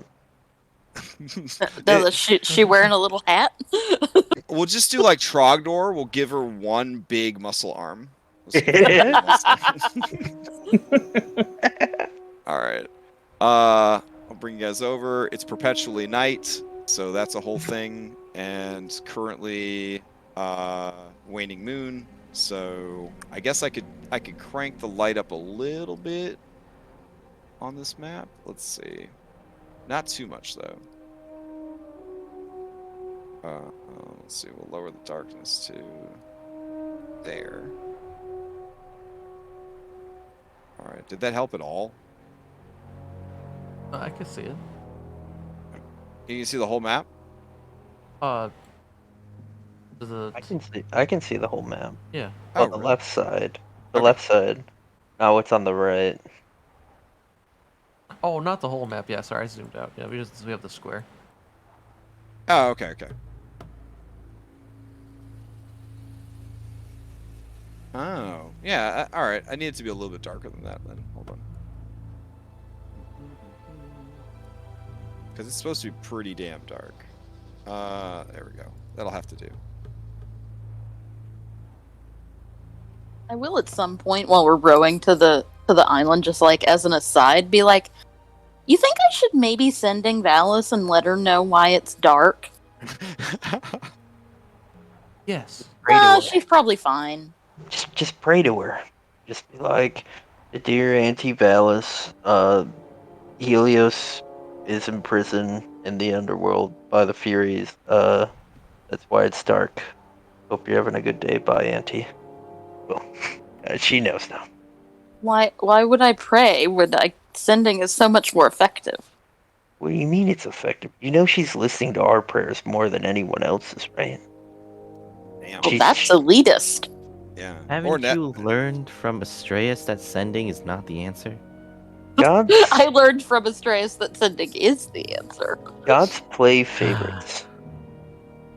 All right, so I'm going to put up this wall, I guess, to show that you can't see all the way to the top yet. I probably should have had that in place before you got there, but yeah. So that's the ship way down below, I guess. All of you are flying, I assume? Or is there actual climbing going on here to get up this 500 foot? Yeah. Like, what's the play here to get up the side of the? It won't take us that long to get up. I mean, also I can go ahead and cast fly, and then Pythor can just carry everybody. For Okay. sure. He's got a 30 strength score. He could carry quite a few people. He could carry Bullbug. Bullbug could carry some people. He like a little Apache helicopter. Yeah. Yeah, B team can climb with Pythor. And then Or you could all sit in a jolly boat, and Pythor could just carry the jolly boat. So also an option. I'll go ahead and cast Fly. I will reach out a hand to the shoulder of both Cyrus and Reset, and I will cast Fly on them. Okay. Yay! I will bonus action activate True Sight. Do I need to think a Alright. happy thought or something? Weird flex on the true sight right away. Weird. It's an hour, so I know. if we're flying now, Yeah. I might as well use it. So I guess let's just go ahead and fly on up. Okay. Okay. At this point, will- I need to ask anybody that is concealing anything special about themselves that you disclose it to Reset, since they are using True Sight. Isn't that? Oh, That's what you're using, right? True Sight? yeah. All right. So True Sight can, out to a specific range, see in normal and magical darkness, see invisible creatures and objects, automatically detect visual illusions, and succeed on saving throws against them, and perceive the original form of a shape changer or a creature that is transformed by magic. Further, the monster can see into the ethereal plane within the same range. So I guess in this case, that would okay. be the Nyx, not the ethereal plane, but it's the same thing. So as soon as I activate it, Mhm. this is the order of that I look at people at. Okay. The first, I look at Bullbug. Okay. Bullbug is, as you see him, resplendent, honest, Perfect. and pure. Mhm. Pure. Okay, I look at Kyros, Piglet of Legend. Okay. You see inside Kyros, the Piglet of Legend, a small but strong divine spark. Nice. I look at Pythor.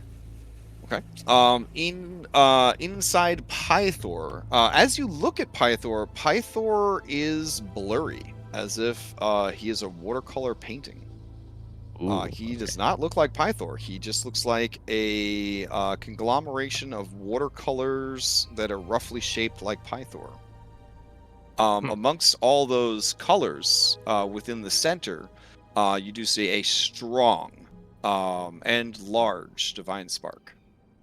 Okay, and then I look at Kyra. Okay. Kyra also appears to be a blob of colors when you look at her. She does not have the form of Kyra. She just has the rough shape of Kyra with the colors kind of bleeding into and out of each other. You see within her two divine sparks. One is very small and very weak and flits about very rapidly, like a firefly on meth. The other is a stronger but slower spark that seems to sort of have the ember, like a fiery ember to it, which you assume would be the true Halcyon. All right. Somewhat relieved to see the sparks. Okay. Mhm. And then I guess I'll just turn to the party and just Okay. glance over at them real quick. Okay. When you look at Soul, you actually see. The big Phoenix birdie? Yeah, it's the big Phoenix. You see Solaria, the true Phoenix.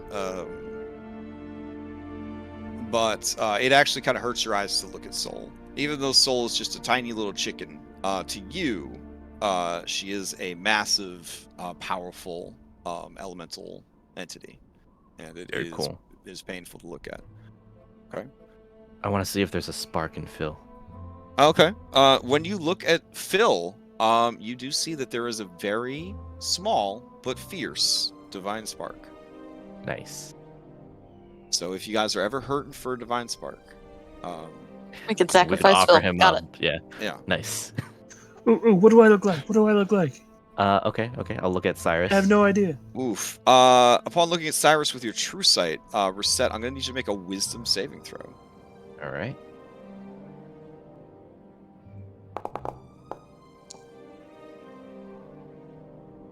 Okay, Reset, can you hop into private chat? Oh shit. All right. Stuff I don't even know about my character. All right. Looks like you're in another voice. Are you sure you want? Oh, yeah. What? I bet you're a scary Lutheria monster. Probably. Yeah. That wouldn't surprise me.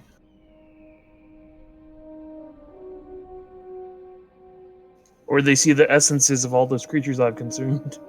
Yeah.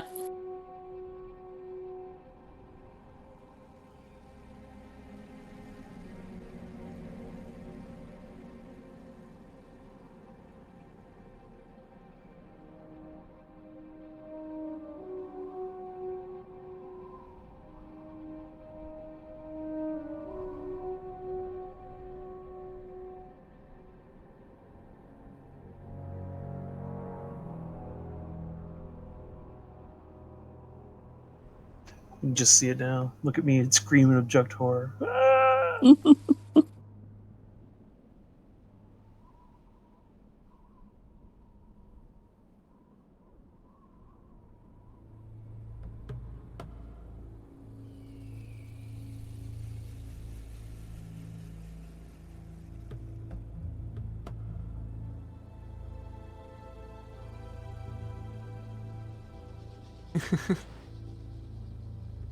And we go back to the ship. I'm gonna turn away. Okay. Reset turns away from Cyrus and instantly looks fatigued from whatever she witnessed. Yeah, I'll just say offhandedly, Cyrus, you might want to get that looked at sometime. Hmm? Yeah. What? I'm gonna look at Anna for some relief. Okay. As you look at Anna, you see a beautiful siren woman. You can see within both her chest and within the locket that she wears, there is sort of the warm pulse of life and light and hope. But the longer you look at her, the more hazy she becomes, and the harder it is to stay focused on her and sort of remember the details that you're taking in. Yeah, I squint my eyes a little bit, Mhm. and then I guess I'll skim over Hypatia. Oh, you don't want to look at Hypatia? What? Well, I mean, I will Wouldn't look you at just her. like Oh, her- It's just I know I'm terribly ugly with my Damn, snakes and damn. all. God. Oh, wow. Wouldn't you see like the original? yeah. I'm gonna look at Hypatia? Hypatia and see if it's just Hypatia. Okay, please give another wisdom Oh my saving throw. Oh god. True That's why I sight is didn't want not meant to. for mortals, okay? why I didn't want to. Oh, no. Jesus Christ. go to All right, secret yeah, chat? secret chat. Yeah. Oh, we're gonna yeah, we're gonna have to leave also. Reset behind on the boat. What happened? She used true sight. Never again! Never again! It's not meant for. Can't wait to get it.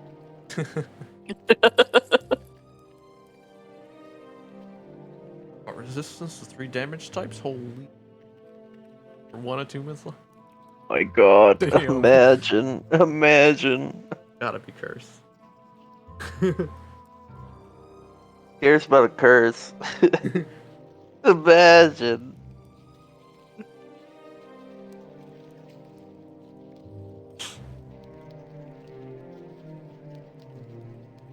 Fair barbarian build, and then you get the ring of resistance to psychic damage. You're like, I resist. Yeah, but then your DM just has to overtune stuff so much that he one-shots your Yeah. wizard. It's Yeah, not. then the DM makes you make a wisdom saving throw and go away. The thing is, I got a wild amount of hit points, so even the stuff that I don't resist, not that bad. All right.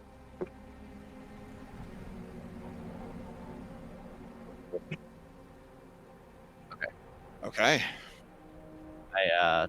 Now I get away from my pocket. I just look at Phil. I look at Phil. Okay. I stare at Phil. I'm Yeah. happy. Yeah. I'm sweating. Do you and want to take I out a say, mirror and look at yourself, or no? I was thinking about it, but maybe I shouldn't. Maybe I shouldn't. Not right now. Okay. Maybe You tomorrow. fail 3 wisdom saves in a row. Is there a rule?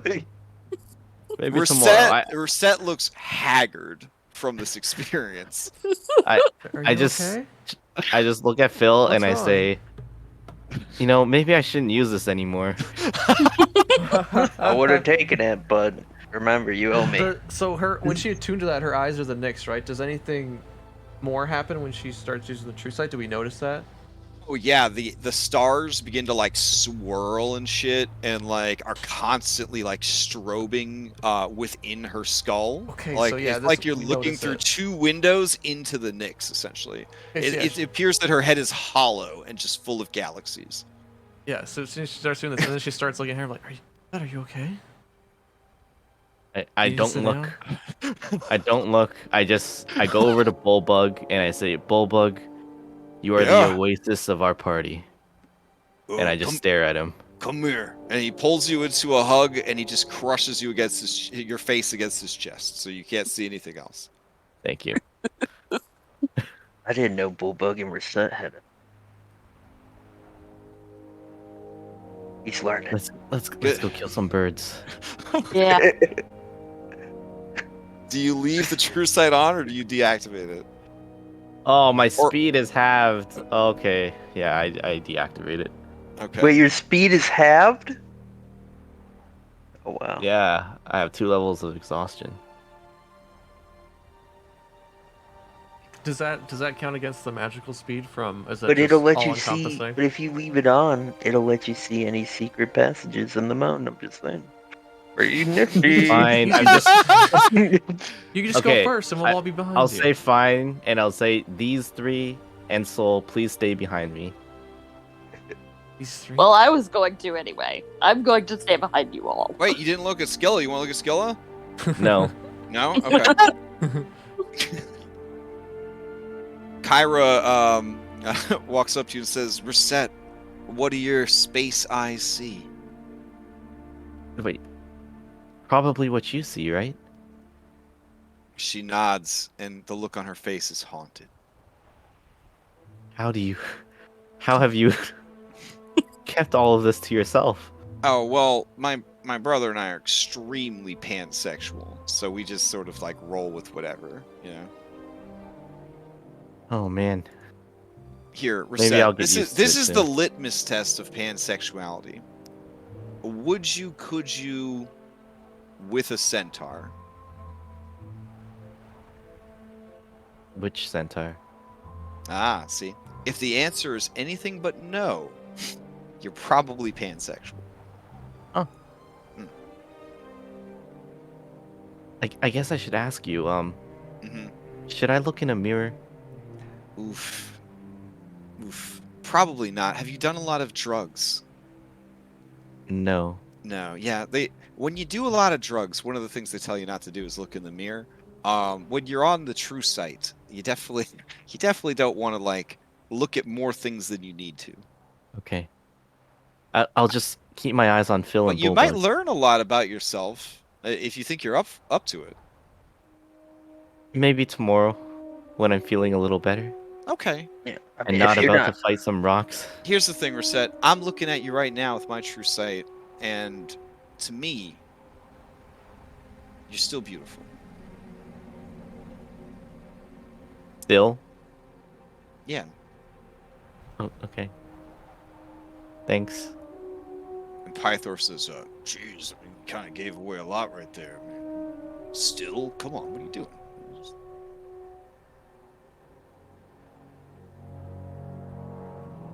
All right. So how? Reset's talking about how she like feels bad and Mhm. right now. Can I put my like nurse hat and like check her temperature, make sure she's okay? Yeah. Give me a medicine check if Reset is willing to allow you to do an examination. while you're examining, I guess I'll say, I was right, Phil. This is cursed. I could have handled it. So Should be Phil, alright. the signs that she is showing is of extreme post-traumatic stress. She experienced and/or witnessed something so mind-shattering that she nearly lost her mind twice, possibly 3 times because of that crit fail. You want us to like take the night and so you can rest? You don't look like you're up for this. I don't want to hold you guys back. An Arisian never rests. Yeah, okay. Wait. Even with half speed, I can move just as fast as about the same speed as everyone else. Wait, you can only you have Wow. can anyone help her out? She's not feeling well. I can. You guys want to take maybe an hour before we go in here again? Yeah, I think we could I spare can move an hour. about as fast as spare an Cabot hour. now. We'll spare an hour. Yeah, so I can But Hypatia's fly spell. We take an hour. I'll be okay. Yeah, she can Okay. also take the hour and get the arcane recovery and get it back. So. Yeah. Okay.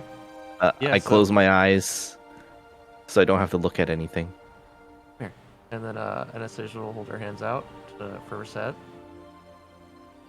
And Wait, then, but if we do this, then we can't see the secret tunnels. Oh, dang. It's a price we gotta pay. And then I'll Greater Restoration. Wait, Hey, where'd What? Cremis go? Oh, I need time. Oh, there he Never is. mind, He's I right there. can't. I'm Here sorry. I am. Can't Greater What did Restoration. you see when you looked at me, Reset? I'll before my exhaustion is cured, I Uh-huh. guess, or I'll turn and look at Cremis. All right, give me another wisdom saving throw. Oh my god. Oh no. Oh Okay. no, God. I'll meet you in secret chat. Yeah, all right. what is going on with Kremis? Alright, now we know who we're talking about, who we're asking for the NPC facts Oh, the next facts. Yeah. week. We're asking for Kremis. No, he's just telling her it's a regular dwarf. Just stand out there and psych us all out.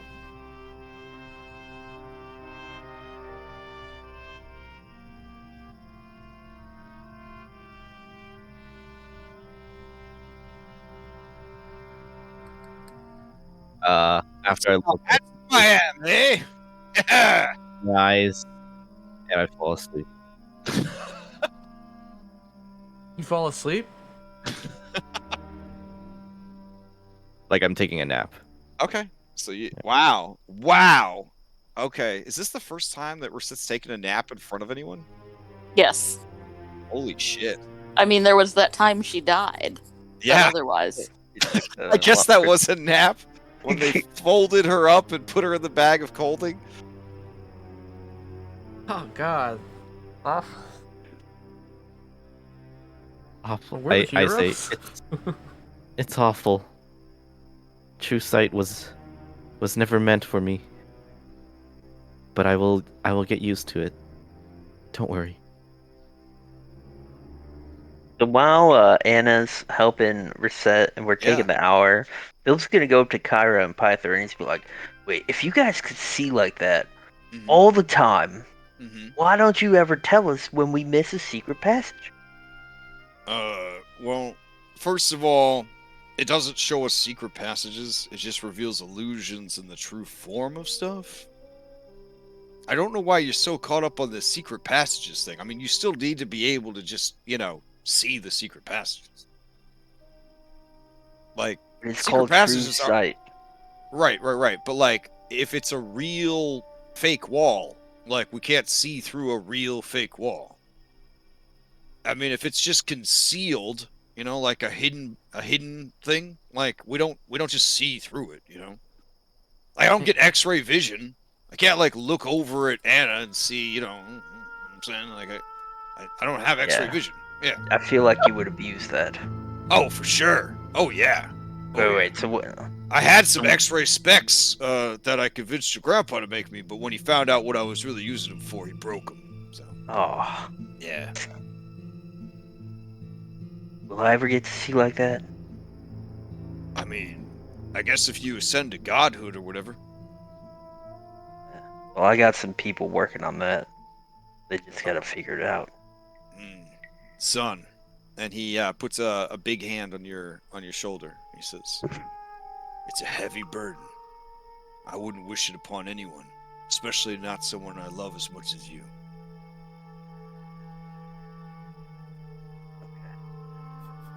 You should tell me about Pythoria later. Listen, I tried my best. It didn't work out. I mean, what was that Kyra, what was that famous quote you're always throwing around? You know what I'm saying? And she's like, hold on. Which one are you thinking about? Oh. The one, that guy from the Spelljammer thing. I mean, we're not allowed to talk about that. Oh yeah, this one. It is possible to commit no mistakes and still lose. That is not a weakness. That is life. And Pythor wipes away a tear and he says, "Yeah, that one. Pythoria was going to be real great, but turns out that in order for a kingdom to prosper, you need laws." Hypatia actually laughs out loud at that. Valis tried to tell me. Well, I told her, I said, no. This is going to be the first kingdom where people get to do whatever they want. Sounds pretty great to me. Oh, it was really great for like the first 2 months. Oh, the music is like we're having a flashback. Yeah, Kyra's like, you mean the only 2 months that it existed.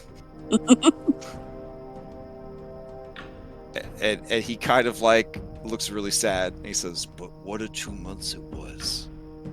What a 2 months it was." Something better, Seth? After the hour, I guess. You casted it twice, right? Yeah, I can do it twice. Okay. Oh man, so Yeah. you burning up 200 drachmae for this girl? I'll wake up. I mean, Yeah, greater restoration, 100 it drachmae a is, pop. yeah. Yeah. 200 drachmae really like a thing to us right now? I mean, Resette's just snorting lines of diamond dust over here. I mean, that's fine. That's fine. I mean, I will That's- say, I that's how you copied do a when whole you lot just- of new spells. Yeah, into when my you spell roll a book. dude for 50,000 drachmae, I mean, I guess Yeah. 200 drachmae ain't nothing. Yeah. Yeah. I infused a lot of money into that economy. Is all I'm saying. Yeah, I Yeah. mean, you're at a point where the number one thing I hate to do as a dungeon master is audit players. So you're definitely at a point where you're on the honor system. Like, I know that I gave you 50,000 gold per the fucking adventure. That was not my choice. That was not my choice. So you have 50,000 gold from the gold dragon guy. So I'm assuming you're good for money, and I'm probably not going to ever ask about it again. See also Skull and Shackles. Occasionally I will throw out huge numbers that I demand you pay, and you'll laugh at me and be like, "Okay." Yeah, I 15,000 gold. deducted the. I totally forgot that it did cost 100. But It's fine. I I definitely deducted. want to do it Yeah. for like. Oh yeah. I'm just pointing it out as a good way to I'll segue remember. into y'all fucking rich. So, And we're gonna get more treasure. but Here. that's why I adopted those Giphy rules for Raise Dead and Revivifies, because that's at least limited by the scarcity of quality stones, instead of just the revolving door of life and death that some of my games turned into. Anyways, plus Alright. it makes sense. It makes sense thematically for this one. All right, Reset. You receive these greater restorations, and while your body has recovered and you no longer have the effects of the fatigue, what you witnessed will never be removed from your mind unless they use very powerful magic to take it from you. You can never forget what you have seen. Yeah, I Maybe be more I careful look. next time. Mm-hmm. I look at Anna. I partially forget. I look at Cyrus. I shudder. I look at Hypatia. I shudder some more. And then I look at Bulbug. And I smile. And he smiles back at you. While she looks away, my snakes are making funny faces at her. To me, they are not funny faces. Alright. I cannot be frightened, but I move away. Still. Okay. Wait, you're immune to fear too? Well, I'm not immune, but I can get rid of You it. can end it. Oh, as an okay, action, okay. Yeah. Yeah. With That's the still mind, yeah. I hate frightened. It makes me. Yeah, Ugh. Frightened's just a terrible stats effect. So it's great not- for crowd control, but yeah. It's not even like the effects of the status effect. It's just like I just hate like Phil as a character. He feels like the character that should never be afraid. You know? Like, Yeah, XP to level 3 had a pretty good video about his home rule for Frightened. Basically, he does a fight or flight. So basically, like, you have to make a split-second decision when you are feared. Do you go into fight mode or you go into flight mode? And basically, if you go into fight mode, the fear effect is basically you are in, like, a blind rage, like, per a cursed berserker weapon. Like, you just fight until you can't fight anymore, essentially. And Really then cool. flight means you just have to keep getting further away from the thing that you are afraid of until you can't see it anymore, and then you can start to try to get over the fear. I thought it was actually a pretty cool way of handling it. yeah, that sounds pretty cool. Yeah. All right. So, you guys are at the base of this spire of stone. The nest of the rocks waits at the top. Okay, I will Back to- recast flight Back to square one. Okay. on Alright, Reset flight. and Cyrus. Okay, we got this far last time. What's next? Reset uses the amulet. No! Don't I look can't- at me! I can't use it anymore. It's okay. It's once per I'll day. I mean I think we just fly up, and then if they're there we fight. If they're not there, we lay a trap. Okay. Oh, I guess I That should was read good. this flavor text to you. As the Ultros approaches the island dominated by a single massive mountain surrounded by steep cliffs, the island is ringed by coral reefs and jagged rocks. Any attempts to navigate a large ship near this island's rocky shores will likely end in disaster. Alright. So everyone is flighted up through assorted means, and you begin your ascent. At about the 250-foot mark, you do see a cave, which seems to lead into the mountain. Before we go in, Cyrus, you have a mind link thing you can do? So we can Yeah, as talk? long as you stay close, I can link one person. Okay, how far can I go? 100 feet. 100. Okay. So why don't you mind link with me so I can go invisible? Okay. And then yes, and then I can just talk to you if we need. Sounds good. Okay. Okay, so I'm gonna go invisible. Mind linking with Cyrus? Yeah. Another wisdom saving throw. You're not my DM. I am not. You can't I tell me what to refuse. do. I refuse. Right. Phil, you still have an axe, right? It's the stone and bone?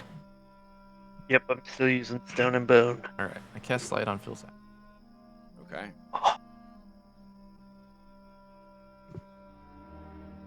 It's good. Make him the target.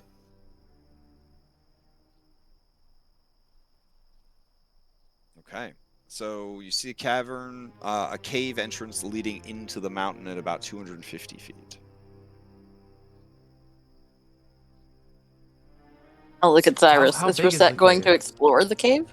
The cave looks like it's is about 15 to 20 feet in diameter. The entrance to the cave. It winds inwards into the mountain. I'll Okay. check it out, right? Yeah. I can go up closer and see if there's anything inside and let you know. All right. So I'll fly up just far enough to I can see. I can see 120 feet Mm-hmm. dark vision. So yeah, I'm not going into the cave, but I'll look inside it. Okay. Looking at you from the darkness of the cave entrance is a strange creature. It seems to be a large bird, but it has the head of a deer, but the deer has fangs and very sharp antlers.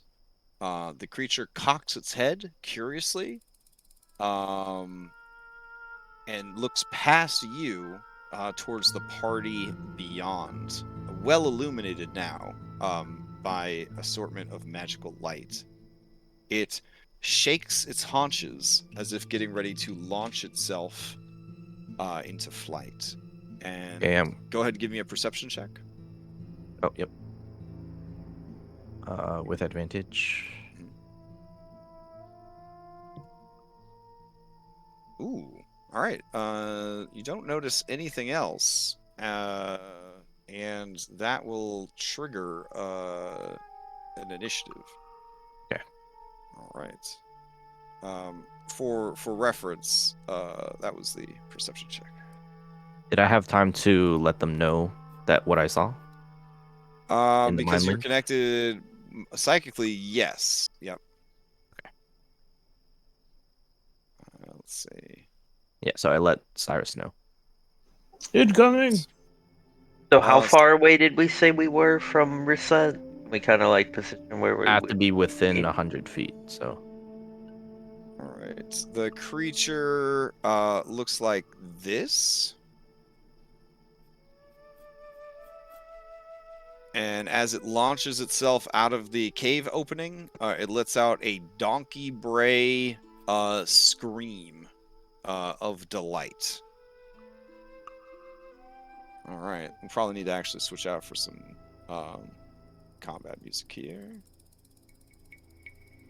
Go.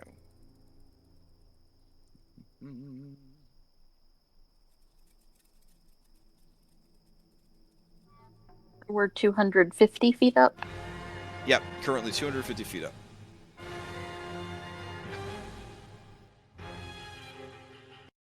Damn it.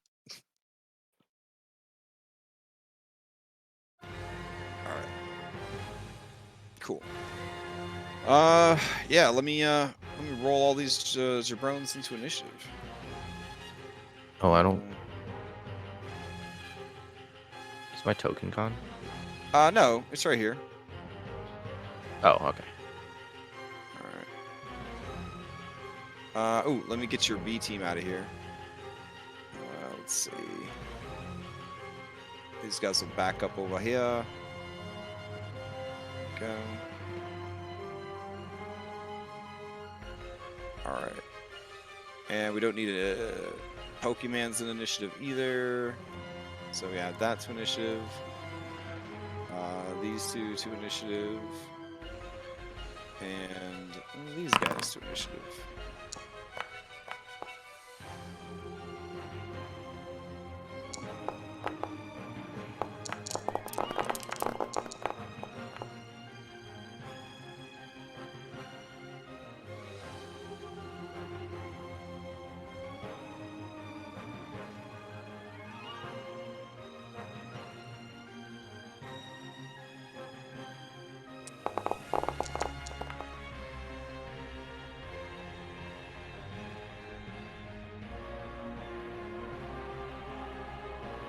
Alrighty.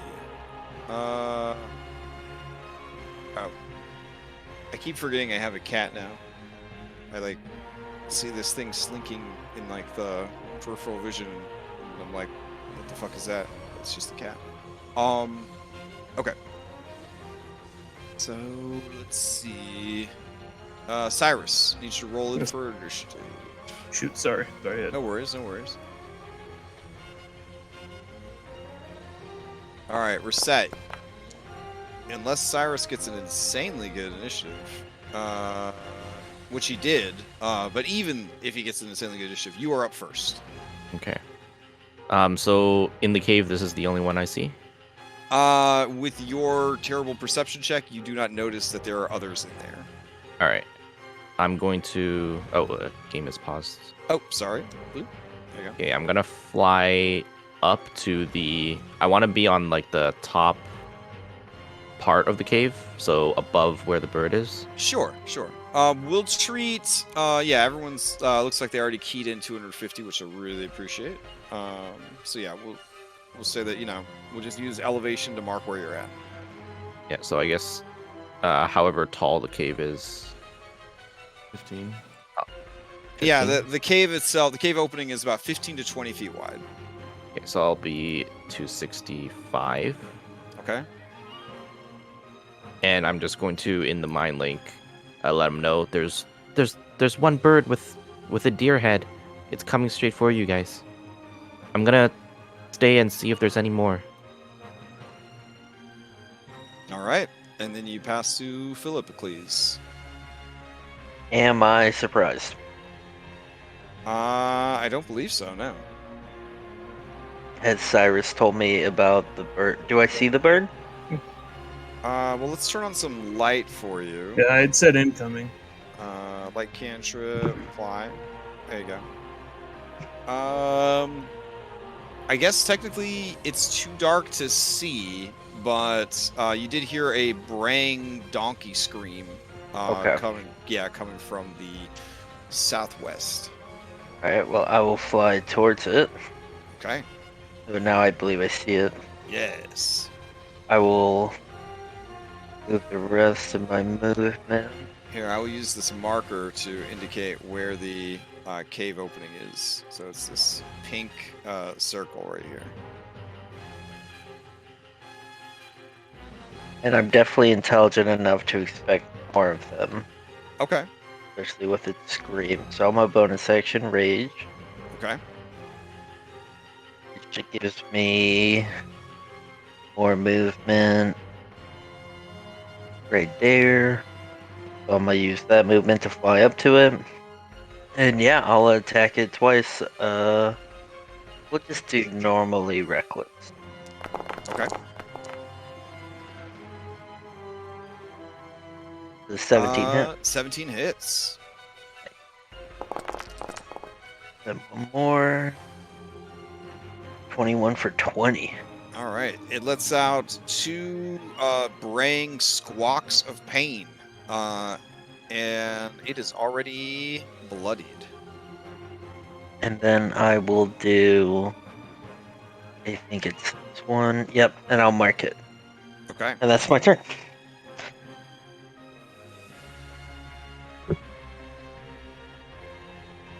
All right. Let's see. I have a mark status. There we go. Okay. Cyrus, to you. All right. So they have the fly going on. We will, I guess, run action to get up here. Or move and dash.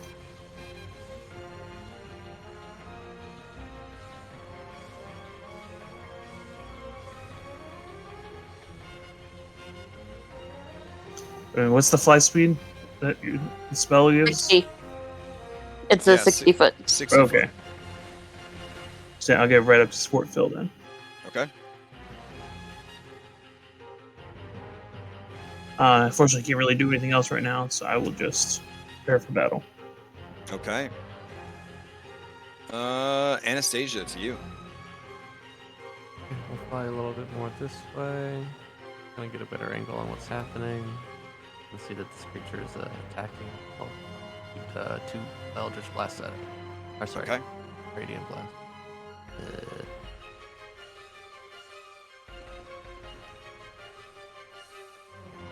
And I think I can. Yeah.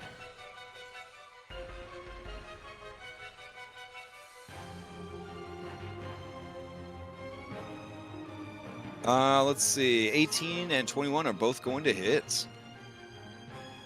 All right. I won't knock it away. Okay. And bonus action. That's it. I'll just have Soul in my case with me. That's more light, and that's my turn.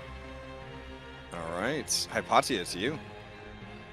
Hey, Hypatia's gonna fly over this way. And I will shoot a firebolt at it.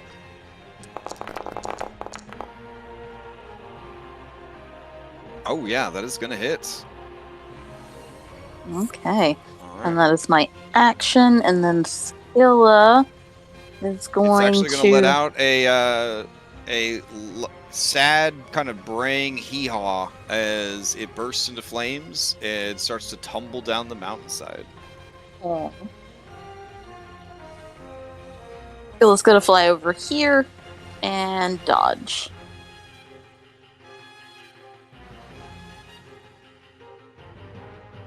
All right.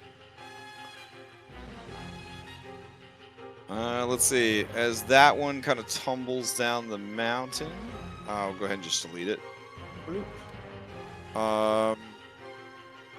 Another one flies out of the cave.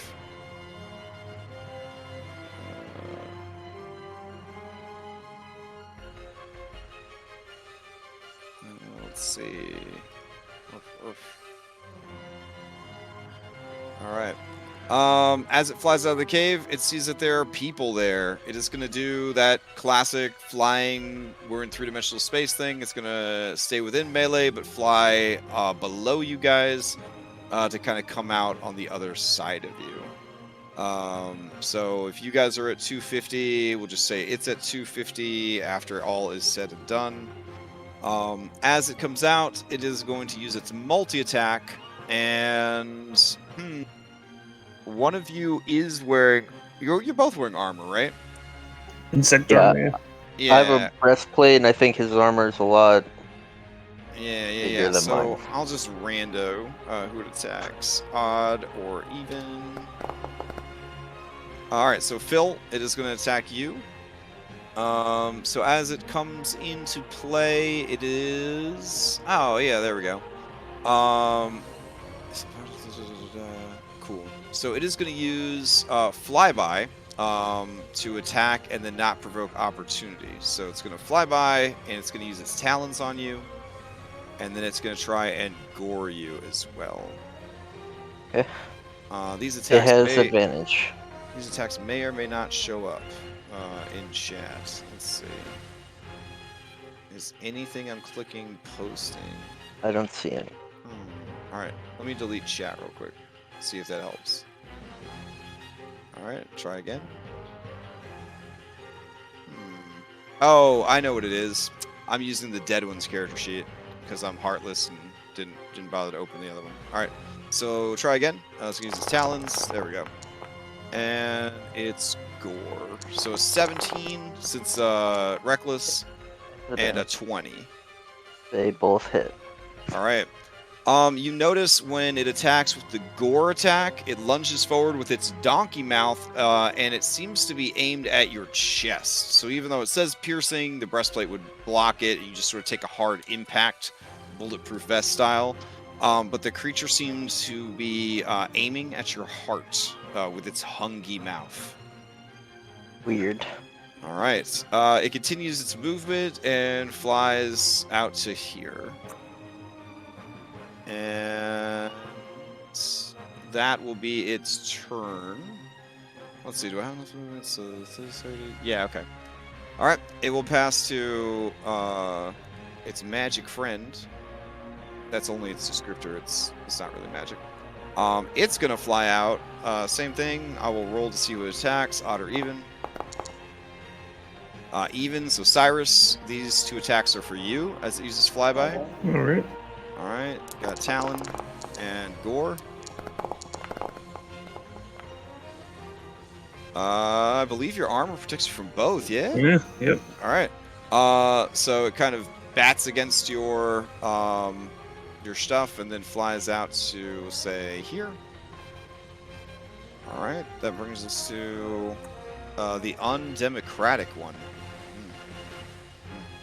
So that's Alright. like, where are all these things coming from? Yeah. I mean, she had a good idea, but it is kind of like a hornet's nest at this point. So this is again for Cyrus. 18 and 19 do No. not hit. So it flies out into the night air. I'll put it right about there.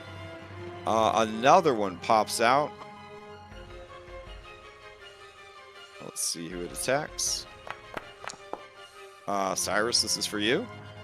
It's actually working out pretty good because your armor's tanking this shit. Well, maybe I jinxed you. I don't know. Nope, you're still doing great. So these fly out, and we'll say it flies out to about yeah. And then one more flies out.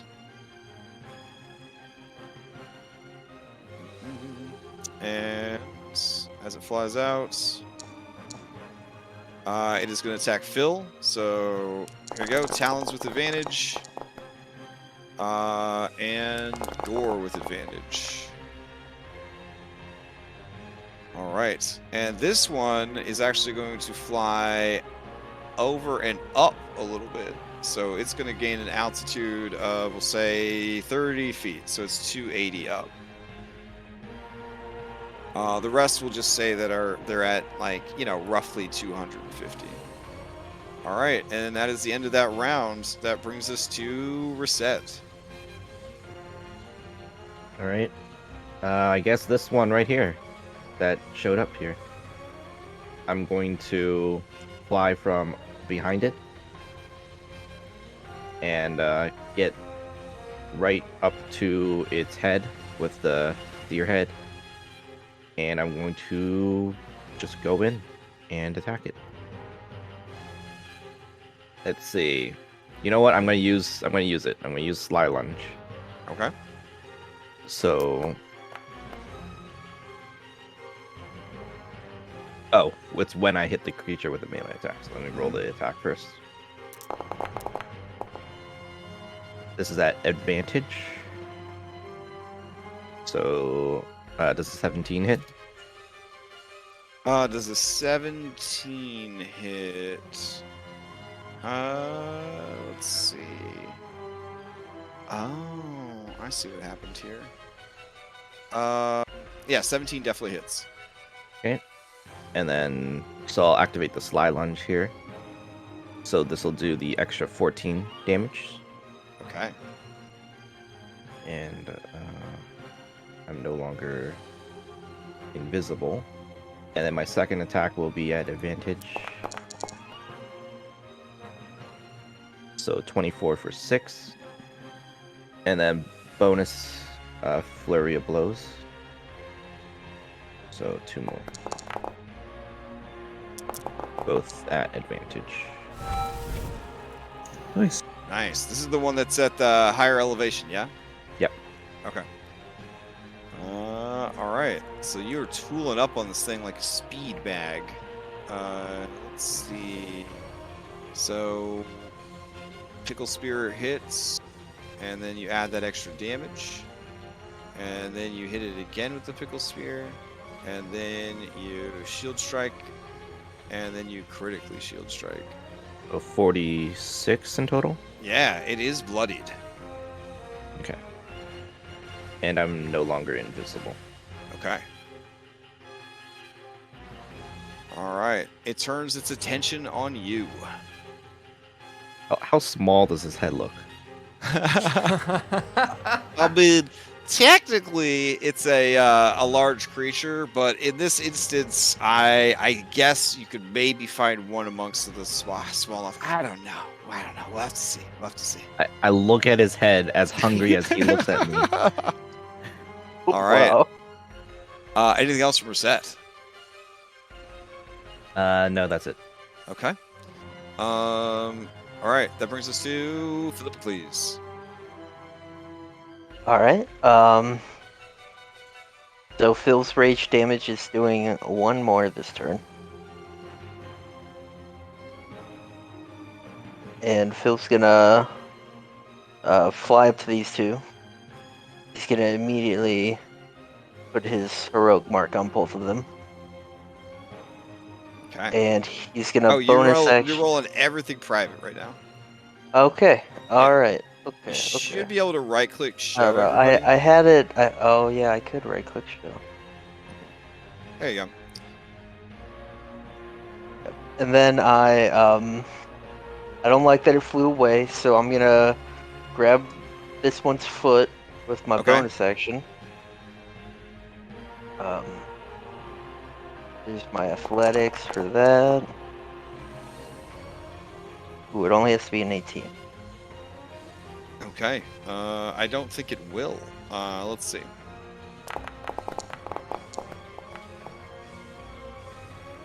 It does not. All right, you're As in, grappling. I'm holding it like a chicken, flopping it around, and I'm bringing my X into it twice. Okay. Recklessly.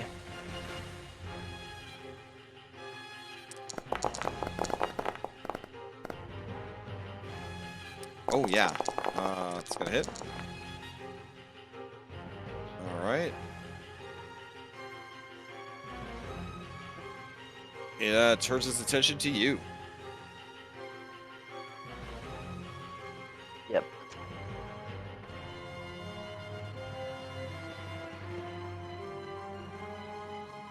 Anything else from Philippa, please? Oh, I said that's it. I'm sorry. My mic Oh, must no. be cutting out. Oh, no worries. No worries. Yeah, it's Cyrus's. All right, Cyrus. All right. We'll fly over to this one over here, the undemocratic critter, Okay. and give him a smack with the staff.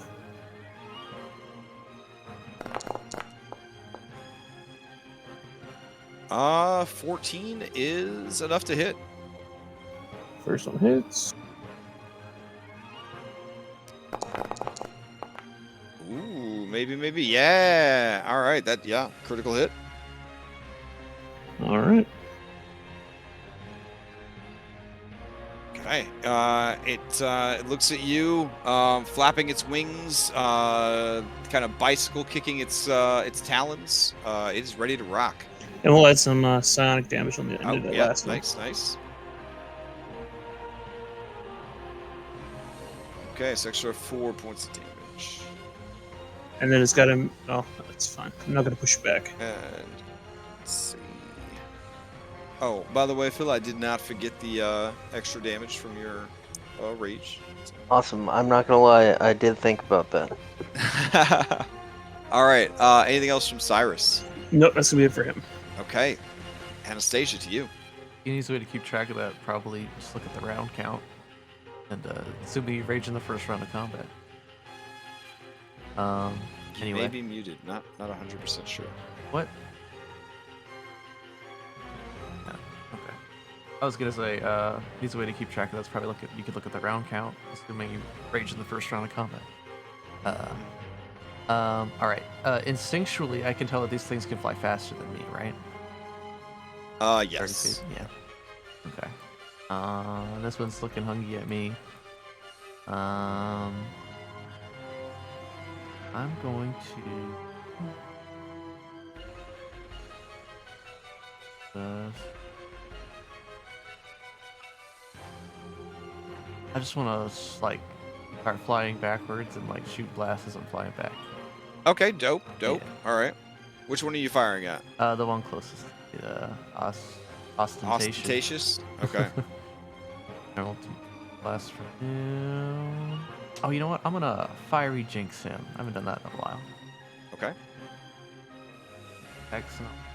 I'll jinx his strength. Makes sense Okay. if it wants to grapple him. Then I'll choose blast.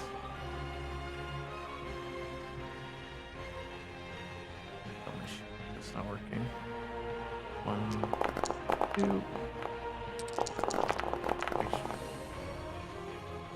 Oh, Yeah. hot dice tonight. All right. Oh, so does we got- that get the hex damage too on a crit? Yep. All dice. Well, we say all dice, but then there's certain things that don't double. Hex does double. Okay, on- so I'll throw an extra. Oh, assuming the first one hit. I don't know, 14. Yeah. Well, 14 wouldn't the armor second class. one be max dice since we? Mm-hmm. Oh, okay. So an extra 6 on the second one. And that's it. Alright. And this one I will knock back. I'll knock it back into Cyrus. Okay, so let's see. It takes that, and then it takes this, and another 11. Oh my god. All right. I don't know. I'll knock you it got- back 20 feet. You guys are wrecking these dudes. Okay. 20 feet, so right next to Cyrus. Into Cyrus and into the other one. Well, I try and knock it into the other one, but it ends up hitting Cyrus. Anyway, I'm done. Sorry. All right, hype. Hypatia, it's you. Okay. I'm you yell out, Phil, Cyrus, duck. Except you don't actually have to duck.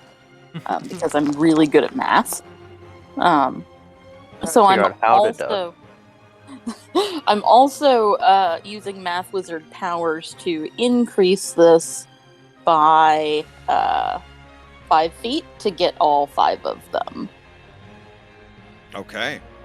All right, so let me roll all 5 of them. Here we go. Boop, boop, boop. All right, dexterity saves incoming. Let's see how it pans out. Trying to hit a 17 here. We got a pass, a fail, fail, pass, fail. All right, so not too shabby. These creatures do not have any resistances to fire, so they will take the full effect of it. And let's see who failed. Magic and ostentatious and testy. Magic, ostentatious, and testy. Alright, so you guys all take full damage. And then these guys take half damage. Alright. That drops disconnected to bloodied. And ostentatious to bloodied. Alright. Alright, well done, well done. And then Skilla is going to stop dodging Okay. and do a flyby help action on this guy and just do a little figure 8 around him like I'm more dexterous than you and then fly back over here. Alright, on undemocratic? Okay, Yep. making them an easy target. Nice. Yep. And that is Alrighty. it. Sounds good. Alright, as your turn ends, ostentatious.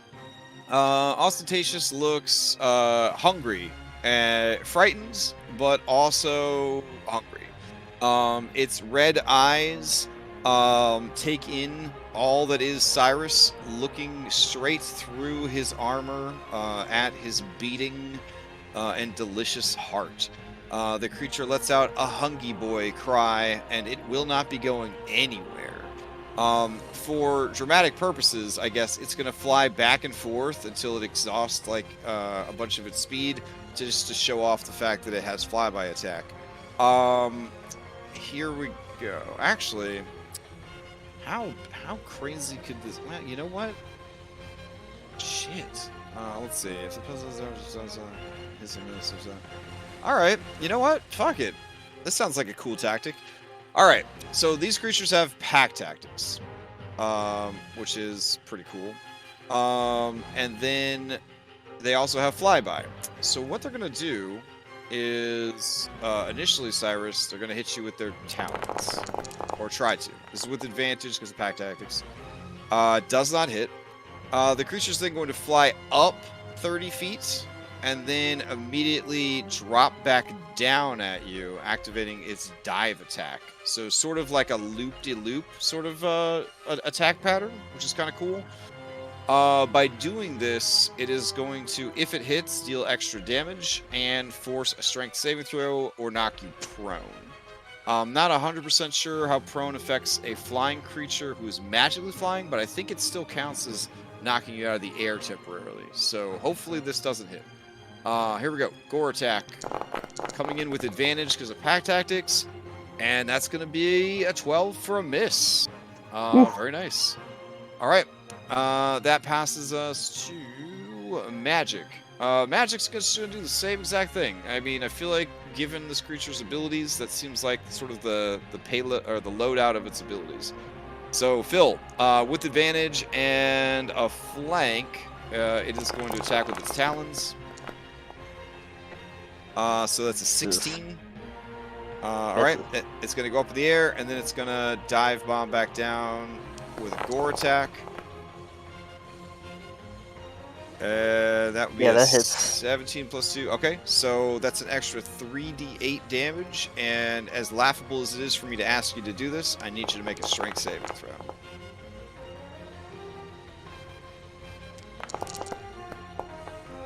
Yeah, no problem, because you have advantage because you're raging. Okay. All right, so that gore attack did come in at 31 points of damage, though, so that was nice. Laughable, you mean? Huh? You meant laughable. Laughable? I mean, these guys are trying their best here. Okay. All right. I was just mention it's still not adding a crash. I'll just tell you. It's because Yeah. It's too hard for me to go in now that they're populated into the world and add it. But yeah, the person who imported this dire Periton forgot to turn on proficiency for all of their attacks. So all their attacks are actually 2 lower than they normally are. But you know, don't worry. There's enough challenge here on this island that these guys will definitely fight you. They're a bit underfed right now because of conditions on the island. So I got your message. I know. All right. So let's see. That brings us to undemocratic. Same strategy. So here we go. Cyrus, I think it will at least move in for a flank, though, as it flies up and away. So here's the talons with advantage and a +2. So that's coming in at a 22 for 14. Yep, that'll hit. Rises up in the air and then immediately loop-de-loop dive bombs back down for a gore attack. This is advantage with a +2, so 24 for 14. Adds a 3d8 extra damage from the dive bomb, and you will need to make a strength save or be knocked out of the air. See, now that just hurt. That took almost half my health there. Fuck. Yeah, like, listen, I played a barbarian on Friday night, and in the first fight, I think I tanked 90-something points of damage, and didn't drop, and I was like, okay, this is pretty dope. The rest of the party had poopy pants. Just looking at how much damage they were taking. Feels so great. Alright, 5e creature with magical flight knocked down. I gotta get a quick refresher on this. What happens when a flying creature is knocked prone?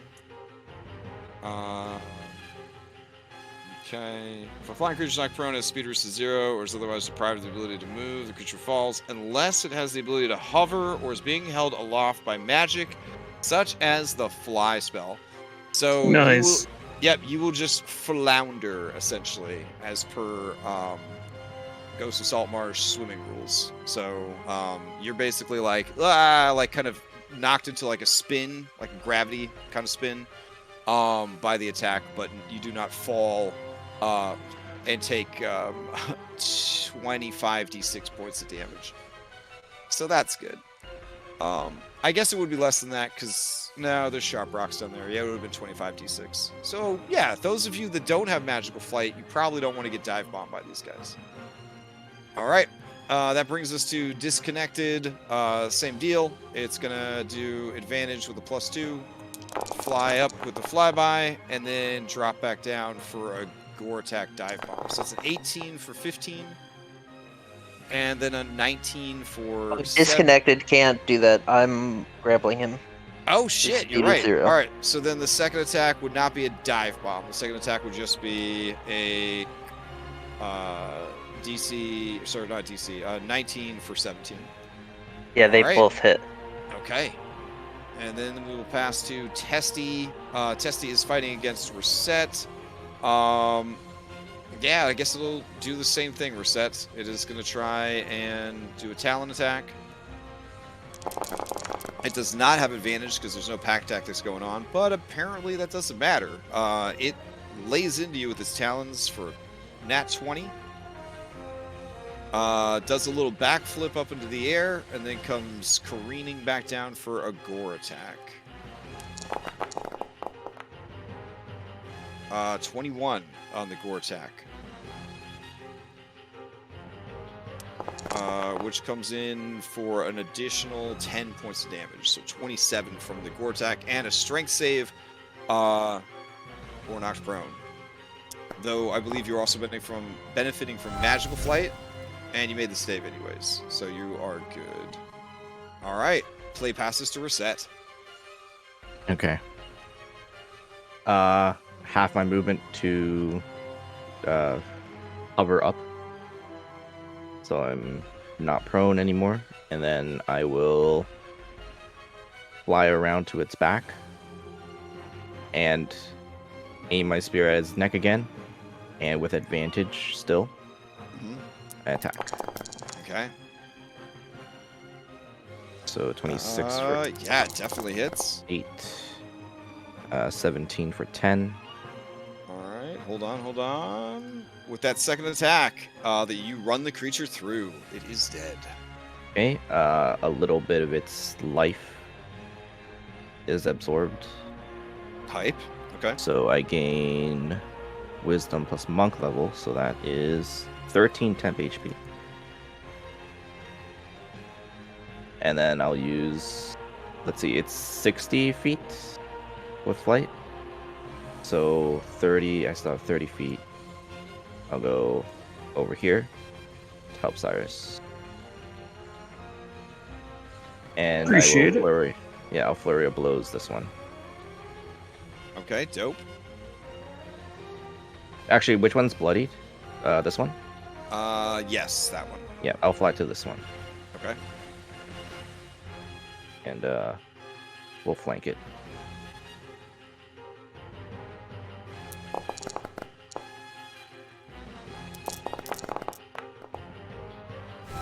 Pipe. All right. It's gonna hit, and yet another critical hit.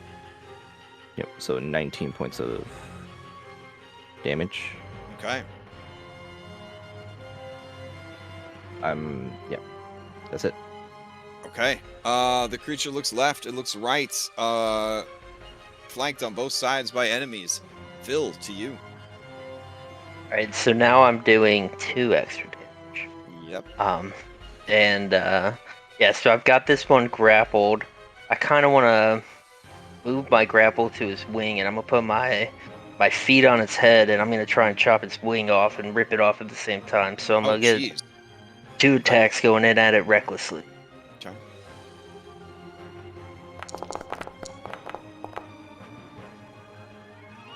That is going to hit. 14. Okay. Is it still alive? Oh, it is still alive. Okay, here's the second. Let's try and pry that ring. Oh my god. Yeah. So yeah, that adds another 12 because brutal critical. Oh, very nice. So this dies in exactly the manner you described. And I just let his corpse fly to the ground, and I'm just holding its wing.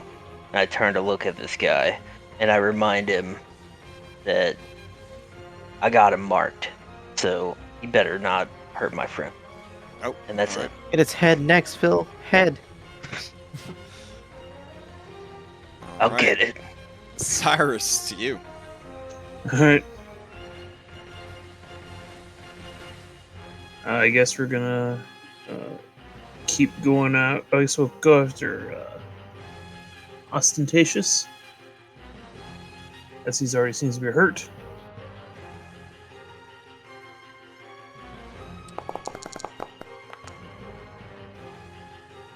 Oh, that's gonna miss. Okay. Second attack.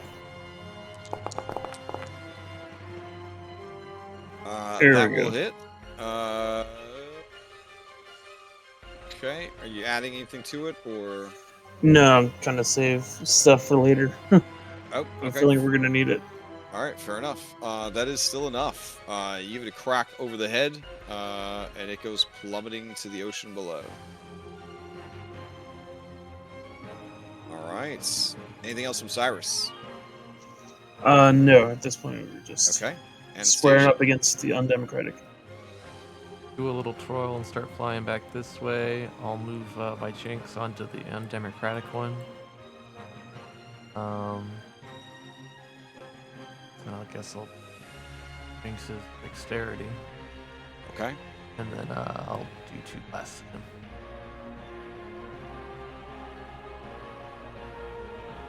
Which one are you doing it to? The one behind undemocratic? Cyrus. The first one will be Okay. advantage. The help. Yep. Oh, take 1 minute. All right. First one hits for 8 plus your hex damage. Go. So 11. All right. It is bloodied. Alright, and that's it. I will knock it back. And bonus action. Oh, you will knock it back? No, I won't knock it back. Oh, okay. Oh, all right. Pardon me. Yeah, that's it. Just move Soul up next to me. And set Petty. All right. Hypatia, to you. All right. I will shoot a. I don't know what I did there, but that's not what I meant to do. Oh, That was okay. me. Ignore that. Oh. That was an Oh, accident. okay. Okay, I was gonna say I didn't roll Trying those to add dice. brutal critical damage to the weapon. I'm trying to figure it out. Oh, it's in your Okay. special features on your sheet. Well, anyway, I'm gonna firebolt this one.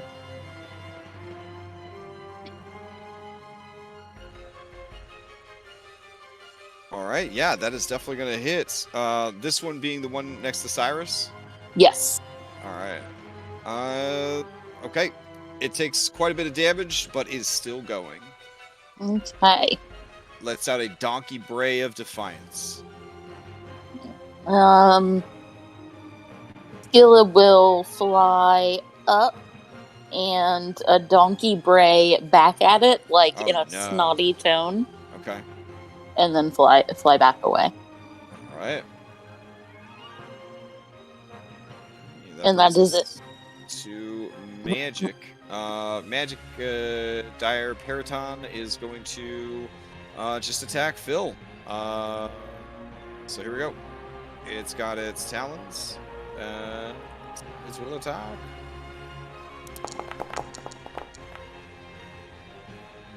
Uh, 19. Yeah, that hits. All right, for 12. And this one is not grappled.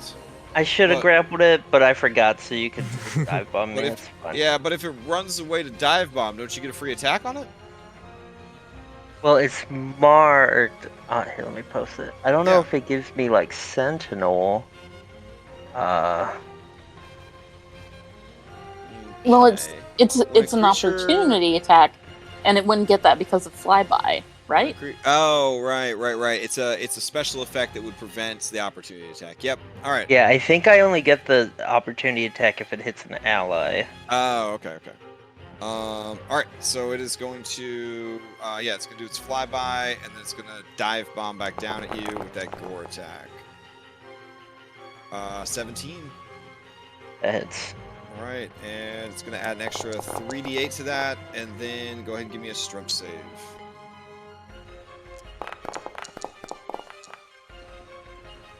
No problem. But you do take 29 points of piercing damage as it comes down and tries to bite through Grandma's breastplate. Good Yeah, thing which added I plate realized, at the end of that. So. which I realized gives me the same AC as unarmored defense. Aw. I literally would have lost one But you charisma have for that necklace. plus 1 charisma. Yeah, which puts me at an odd number, which is just 5e So problems. get the atrophy and stop. Oh, actually, no, it puts me at a 12. All right, Cyrus, same exact attack routine. This thing is going to try to claw you with its talons as it climbs into the air. It misses with an 18. and it comes barreling down to try and gore you. With a 20. 20 matches. All right, then you would give me another strength save. And here's an extra 3d8 damage for you. For a total of 23, and again, sends you spinning in place, like an astronaut who's showing off how zero gravity works. All right, that brings us to reset. Okay. Is the one behind me is not bloodied yet? Okay. This No. one? Okay. And I'll fly around here, Okay. and as it's attacking at Cyrus, I fly in and dive straight into its neck. Okay. All right, first attack is at advantage, so that's going to hit. Second attack is also a hit. So let's see. It is still going. And then taking your shield, you do that thing that they do in the movies when they want to show that a person with a shield is also a psychopath, and you just keep hitting it in the neck with your shield until you lop off its fucking head. I'm gonna try to grab the head. Oh yeah, that's fine. Yeah, you grab it. Yeah. Wait, with what? You got a shield and a spear. What hand?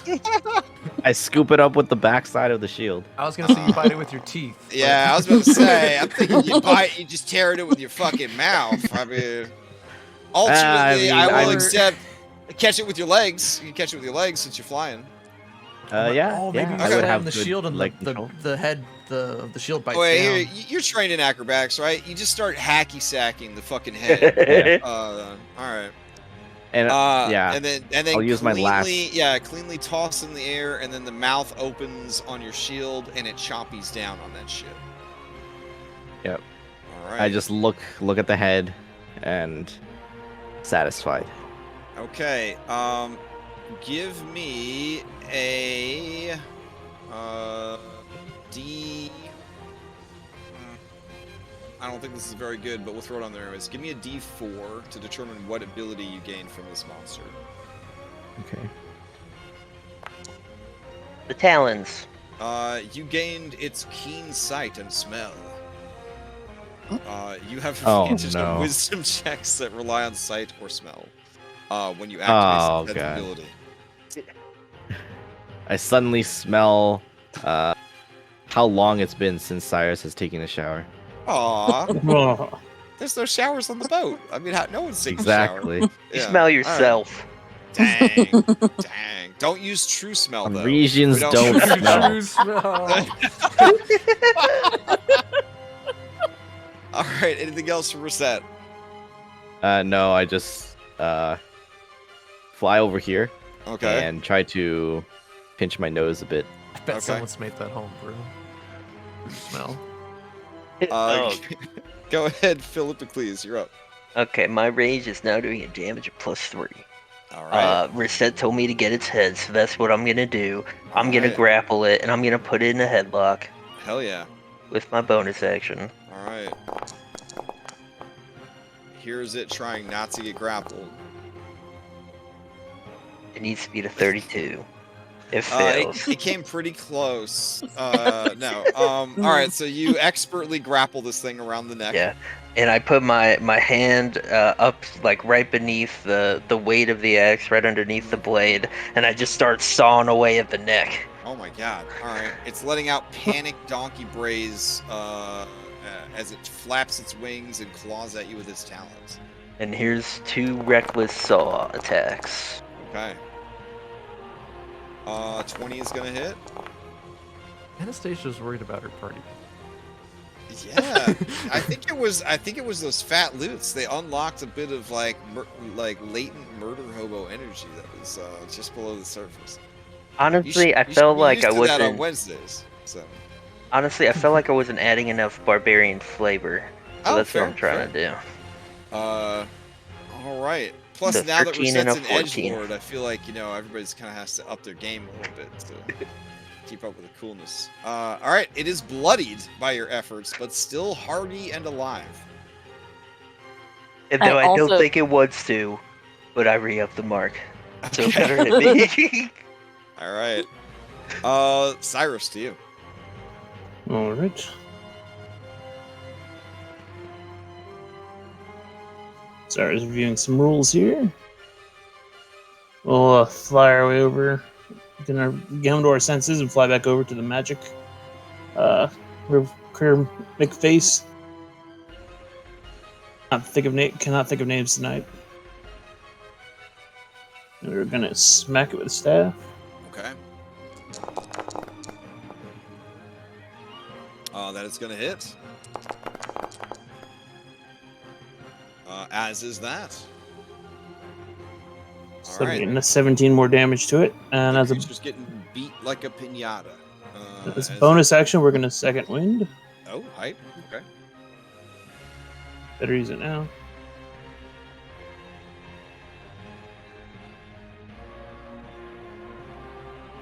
Oh shoot! What's up? My link I was using for saying the link for second wind no longer exists. Oh, okay. That's weird. Designated attributes, second wind no longer exists. Oh, it's because I think it says you have no more uses of it. Did you hit the long rest button when you long rested? I must not have. No, Let me I'll manually add it in. Yeah, it's still not working. Okay. That's fine. Just roll some dice real quick.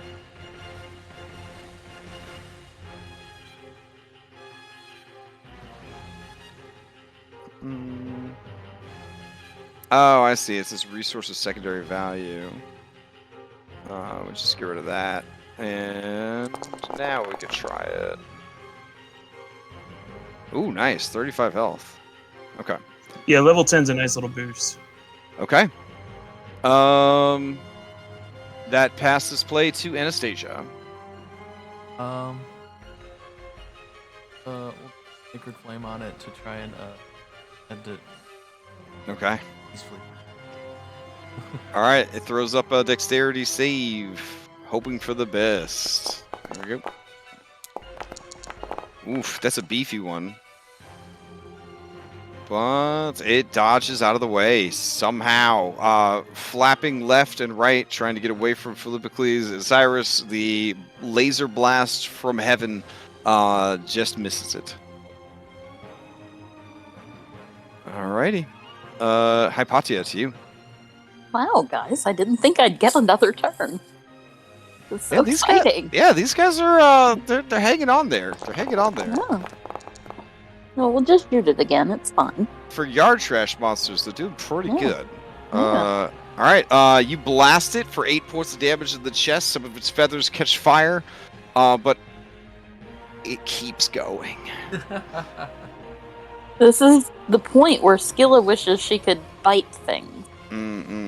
Yeah, but it's outside of her contract. Yeah, So gotta respect instead, the union. She's gonna try and bite it, but like just kind of with her teeth, just like, I don't know, retract or something. Fair, yeah. Okay. All right. Then So she next fly attack away. against it will be at advantage. All right. This creature is just gonna turn on Philippocles and give you everything it's got. Here we go.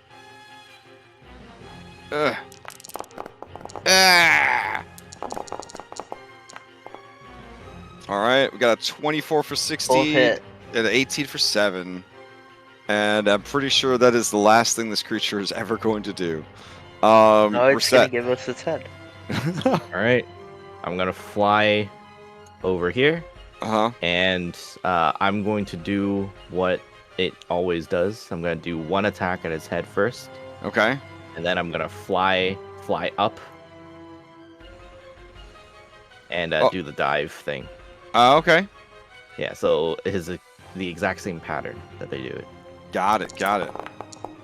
So this is my Talon attack. Okay. So 6. I fly up. All right. I will check this creature. I'll do an intelligence check for this creature. It's actually not that stupid. It's as smart as a human commoner. So I'm going to see if it is dumb enough to lash out at you. I'm going to say that It knows that Philibocles has done something to it and kind of pulled its attention towards them. It is not going to take the opportunity attack. It's going to just Alright. focus on Phil. Great. So I fly up. I'm gonna do a little flip. 360. Oh Do man, 720. Oh man, I hear And then some I Tony go Hawk music playing. All right. Dragoon her Okay. straight into his neck. That Phil is holding out open. Nice, nice. Okay, do I have to hit more? Well, yeah. One Okay. more attack. One more attack I should leave do it. it. Slam I the leave shield the into spear the in. axe. That's what I'm gonna do. I'm Yeah. gonna grab the shield and I'm just gonna hit the axe Oh shit. Okay. twice with flurry.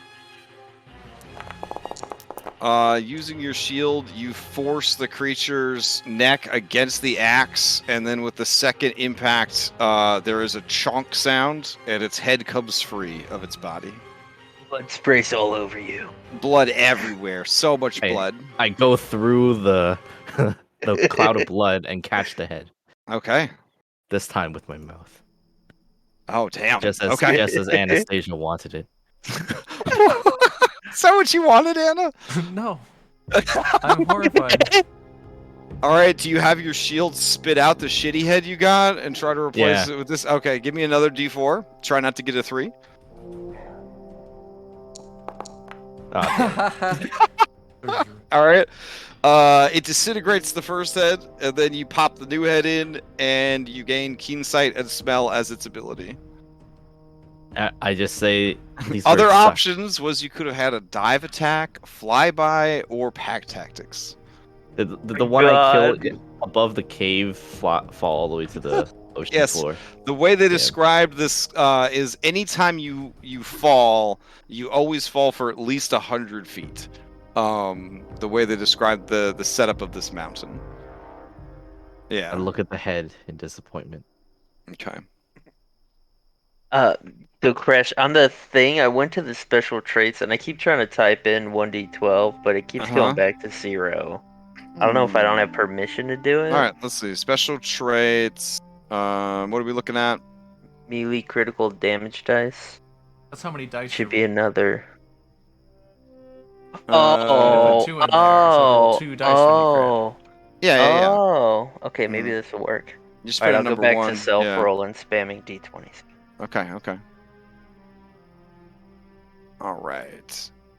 So, with these Paratons defeated, the entrance to their lair is laid bare before you, as is the path to the top of the plateau. I will yell at everyone. We only have a total of 10 minutes, which means probably like 9 minutes. I would say that, yeah, that fight plus the flying up here, you're probably at like Oh, 8 minutes at this point.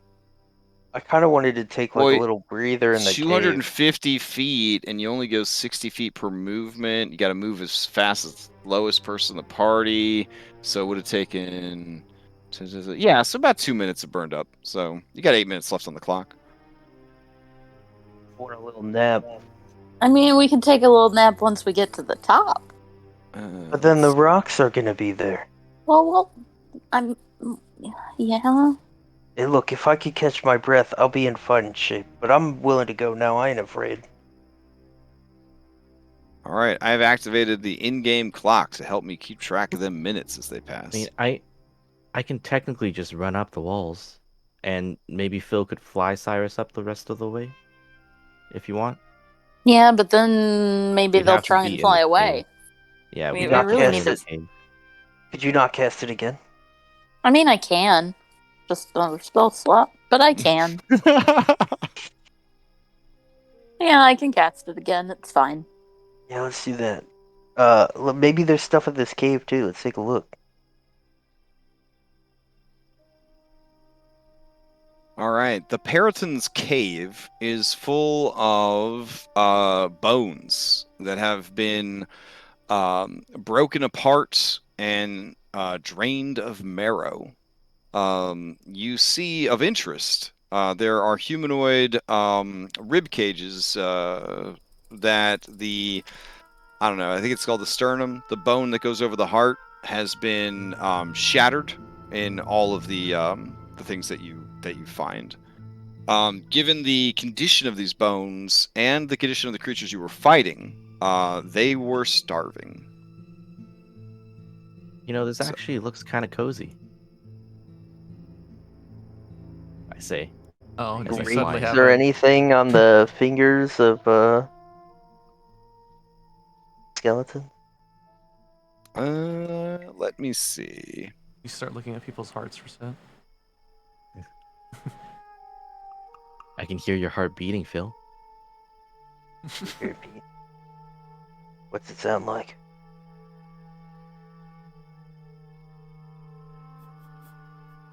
Are you using true hearing? Because that would be that'd probably be a bad idea too. So, let's see. Amongst the loots in the room, if you were to spend at least an hour not resting but collecting loots, there are some loots that you would find in here. I'm gonna rest. They I mean, can collect. yeah, I would collect. I do not need to rest. Okay. Hypatia, you find roughly 120 drachmae. Amongst those drachmae is a gold coin that seems to be from a land other than Thylea. Ooh. You also find a single egg amongst a nest of eggs that look like they had been cannibalized by the Puritans, but one egg remains.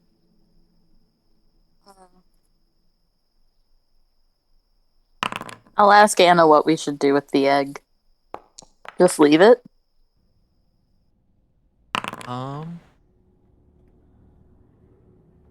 Probably not. I mean, you could These do an animal handling intelligence, or you could do a knowledge nature to see if what you know about Puritans, if you'd like.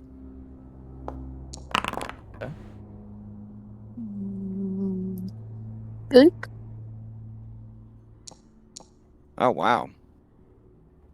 Hypatia, I don't know if you just got bored and you read a book about Puritans, but you know quite a bit about them actually. I mean, like 3 years ago, yeah. They are twisted and depraved monstrosities, created by. I'm going to let you guess who made these. I'm- Yes. She thought it would be fun to combine a stag and a giant eagle. She did this to impress her brother husband because those are two of his favorite animals. So she thought, wouldn't it be cool if I mixed them together? It was not cool. They are horribly evil creatures. Their greatest passion in life is eating the still beating hearts of their humanoid victims, which is their favorite prey.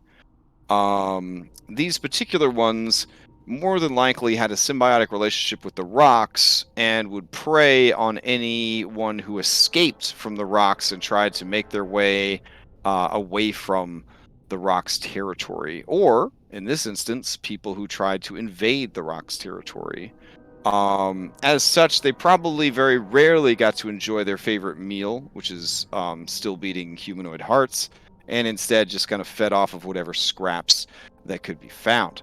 Given their level of starvation, the desperation of cannibalizing their own eggs, and the cracking open of bones and eating of stale marrow, they have not been fed well in a while, which would indicate that there is some issue with the local hunting situation, or something's going on between them and the rocks.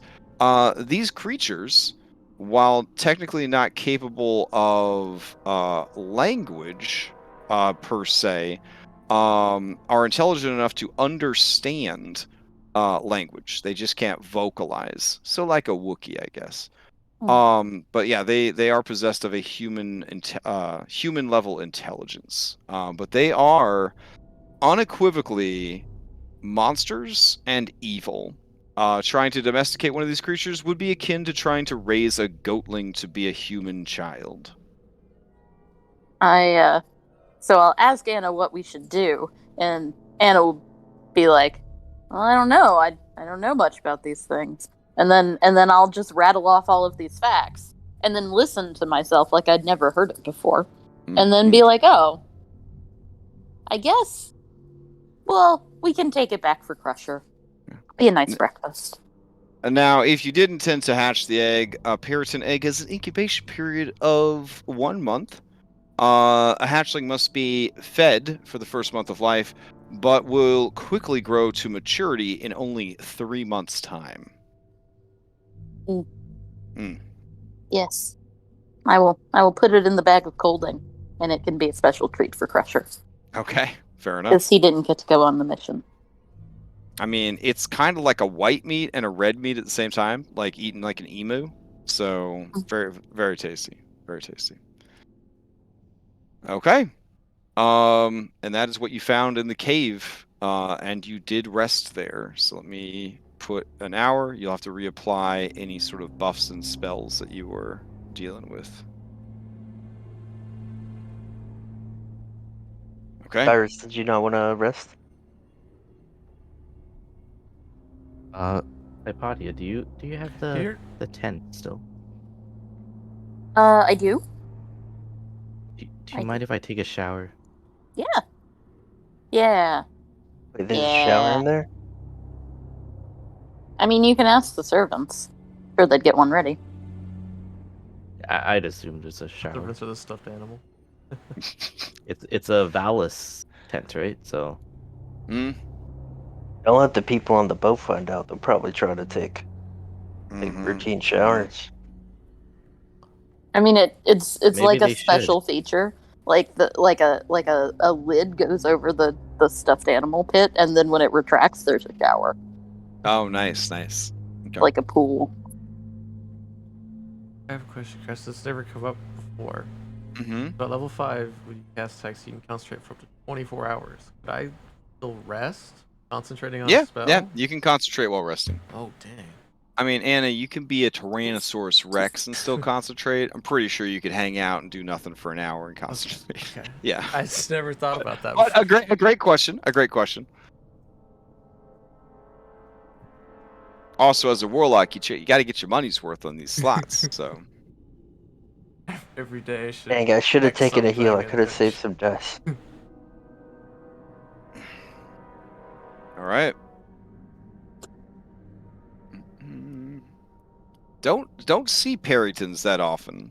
At least I don't. I'm sure they're probably in some of the store-bought adventures that Wizard of the Coast releases, but they used to have a real dope move where they would actually eat your heart. But I guess that was too heavy metal for 5e. So.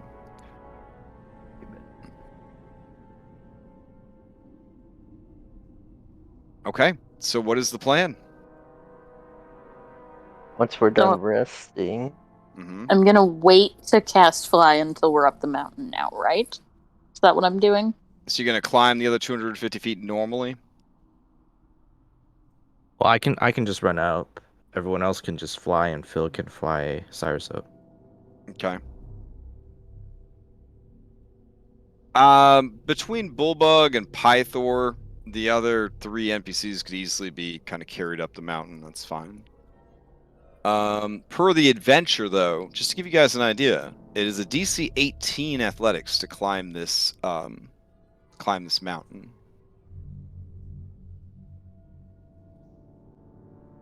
Do I have to make a check to climb it, or? No, because you have your monk abilities. Yeah. Okay. Yeah, I'm just letting you guys know if you didn't have Oh, these okay. special powers and flying and all that kind of stuff. So. are you gonna heal, Cyrus, before we go up? What's up? Are you gonna heal before we go up? Yeah, we're doing a short rest here. Yeah. Okay.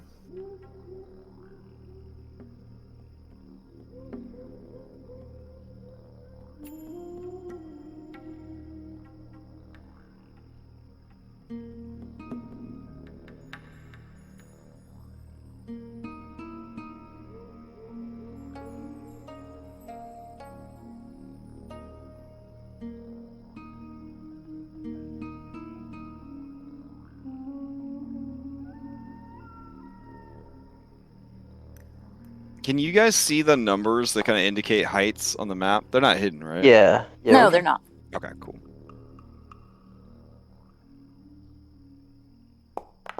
I have on the right-hand side, I didn't know what your situation would be when you got to this island. So on the right-hand map is actually just a cliff face. So if you were climbing and you got attacked, we could do like essentially a 2D battle that you would go up and down rather than using height elevation. But Foundry makes it so easy to change height that it's really not that big a deal. So I don't want to see it. yeah, let's see. We got. Is there a cameraman that everyone can see through? Yeah, cameraman all players. There we go.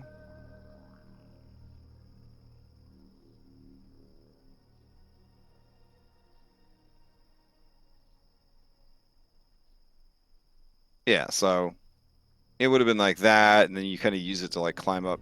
So if you I guys can't are see ever through the cameraman. try left clicking off of your mini. Oh, there we go. Oh wow, Yeah. that's cool.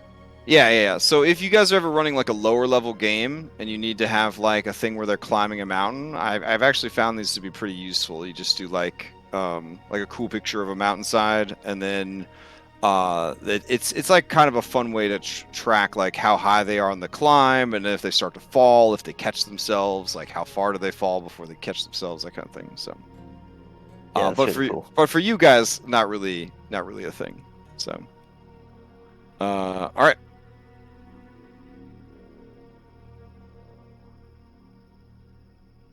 Let's see. As you reach the about 450 foot mark, looks like Anna got there first. But Anna can't really see because it's so dark because the sun's broken.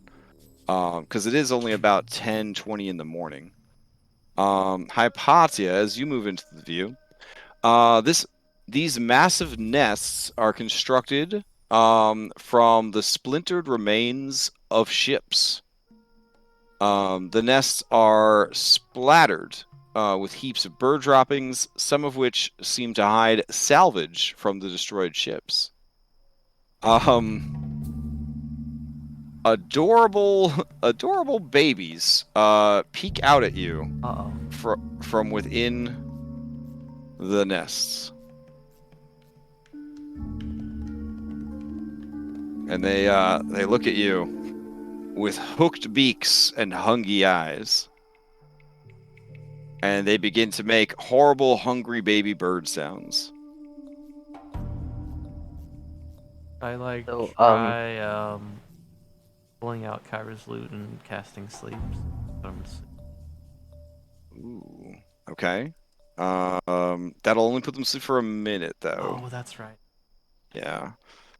I mean, we could sleep them for a minute and then jump Can over. they euthanize them? No, Oh.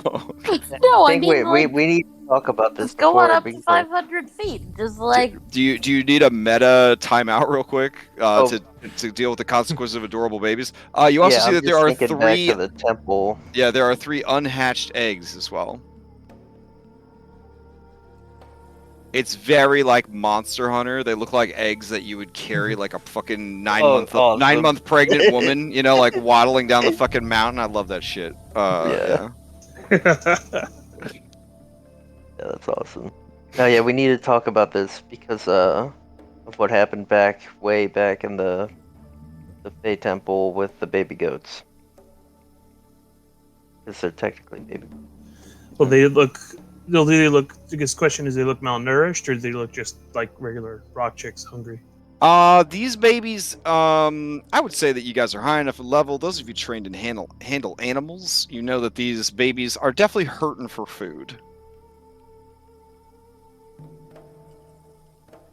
And judging by the amount of bones in the nest, it is not because mommy and daddy are not trying their best, but mommy and daddy are not here, which may indicate that as diurnal animals, even without the sun, they know that it is hunting time, and so they are out there trying to find more food for these babies. Hypatia, big brain time.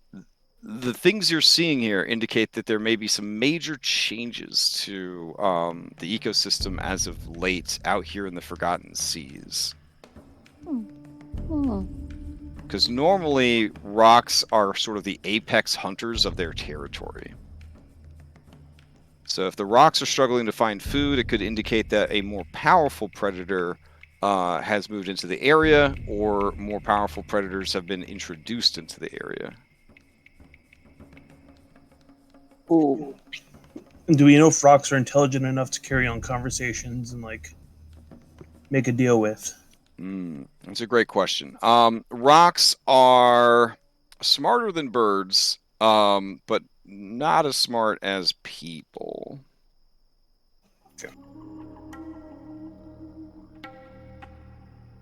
I mean, I think it would help our trap plans if the babies are squawking and the parents aren't here. Keep in mind that rocks are the size of like small airplanes. And they have incredible perception. Yeah. So laying a trap is going to be difficult. How long does it take for a rock to grow? Okay, hold on a second.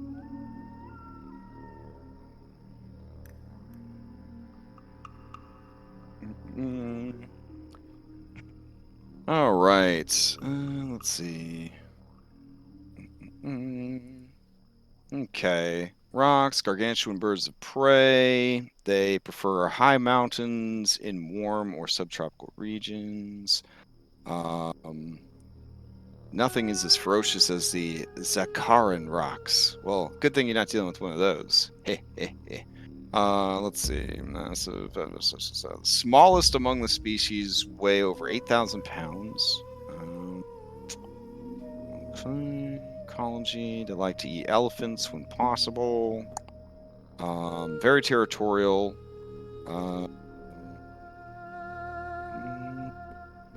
I'm not actually seeing how long it takes to age up.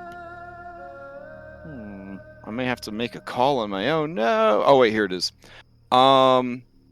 Wait, that's its average wingspan. Okay. I'm gonna say that rocks probably live about 2 centuries. Probably for a young rock to reach maturity, it'd take a couple decades to reach full maturity. I mean, they would be like great eagle size and capability relatively quick, but to be like, real big and dangerous, it would take a while. From what you could tell, these babies, stat-wise, are already on the level of a large bird, like a large beast. All I have to say is if they're alive for when we fight their parents, they're probably going to join in the fight. Okay, then. Oh, here's a literal how long does it take them to grow? Okay, this is... Obviously, that's the most asked question because players ask their DMs. Oh, yeah. Question DMs hate. Can we keep it? No, I mean, I don't mind if you keep it. I'm just trying to I like... was being a joke. All right, the rock is huge. An elephant takes 10 to 12 years to reach young adulthood, and a rock is an order of magnitude larger. So you could justify that they take about 20 years to reach maturity. Yeah, that's what I did. All right, cool. Yeah. So big brain time. So they would take about 20 years to reach full maturity. But I would say that within a year, they would no longer be cute, fluffy babies, and they would be essentially the size of giant eagles. And probably have the same stats as giant eagles. These right now are cute, fluffy babies. Yep. But for now, cute, fluffy babies with dangerous stat blocks.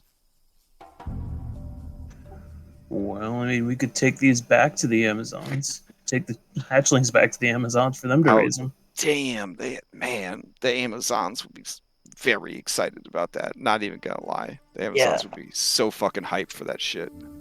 Anna, are you able to talk to them?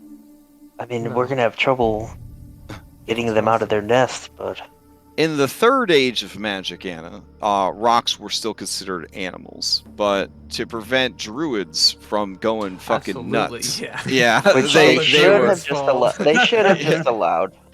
they have reclassified them as beasts. So, You mean as monstrosities? oh yeah, sorry, as monstrosities. Yeah, they've reclassified them as monstrosities. So, Yeah, between third and fifth, they reclassified a lot of animals as monstrosities.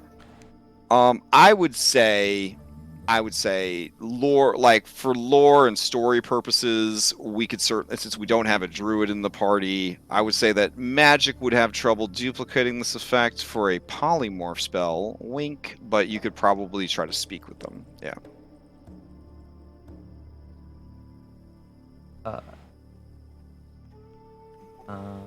But it wouldn't come to you as naturally as just like talking Dr. Doolittling normal animals. This would be sort of like an effort on your part to kind of get through to them. Yeah. Could Soul talk to him bird to bird? Oh damn. Soul is a elemental. I guess if they were a Pokemon, they would be an elemental monstrosity. So maybe. Could you convince it to leave the nest? I mean, I start talking to these things. I know exactly what they're gonna say. Yeah, they want food. They want food. Yeah. Yeah. That's the main. That's their main motivation. They want food. I mean, we have food. Okay. Do they like toast? Everyone likes toast. That's true. Yeah. Even Norwegians like toast. Okay. Do we have toast? Oh, we're gonna figure this out fast, I'm sure. Yeah. Let's hurry up. We have toast on the boat. Whatever you We guys can want lead to it. do. I'm alright with if we get them onto the ship and somewhat restrained. I'm sure that Now, if we the can manage parents getting him back. hear the babies on the boat, they are definitely going to come after the boat and the babies. That's a freebie for anyone trained in handle animals. Maybe we can calm them down to the point where I can just restrain them with rope, and we can feed them like while we're doing it. I'm good with animals. She can talk them down, and we'll kind of like time up. So when we fight the Anastasia parents, crosses her arms. I don't think you're going to be able to tie them up. what do you mean? It's easy. You just put a rope around the wings, a rope around the talons, gently. I don't think you can really do that gently. How do you collar a dog? It happens. That's not rope. Kind of. You're not tying a dog's wings. Alright. Anna, Can we we're avoid here to- conflict? We're here to kill their parents. Are we though? I thought we were here for loot. Yeah. No, we're here to kill the parents because the parents are disrupting the trade and they're attacking boats. Look at these nests, Cyrus. All of these nests. How many lives had to be lost for them to make these nests? Isn't that the These are natural order ships. of things?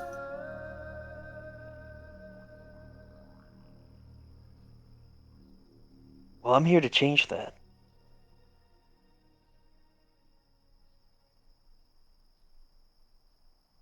I mean, I still say we could just ignore them and fight the parents and then make a decision. I say we go find the boats for loot and try to get the hell out of here. Look in front of you. Yeah, the boats have been incorporated into the nest. This is not made of like straw and twigs. These nests are actually built out of ships. How many men drowned or were eaten? Well, here we go. You guys give me some food. I'll distract you. You guys can search the nest. But I want to take out their parents, and I think Hypatia agreed. I do. I do think we also- should take out the parents. Crash, can I just like, off the top of my head, try and figure out what kind of parts we can get For like magical equipment from rocks, From That was- rocks. What I was Uh, thinking of too. harvesting stuff. Yeah, hold on. These aren't eagles eating rats. These are monstrosities terrorizing my people.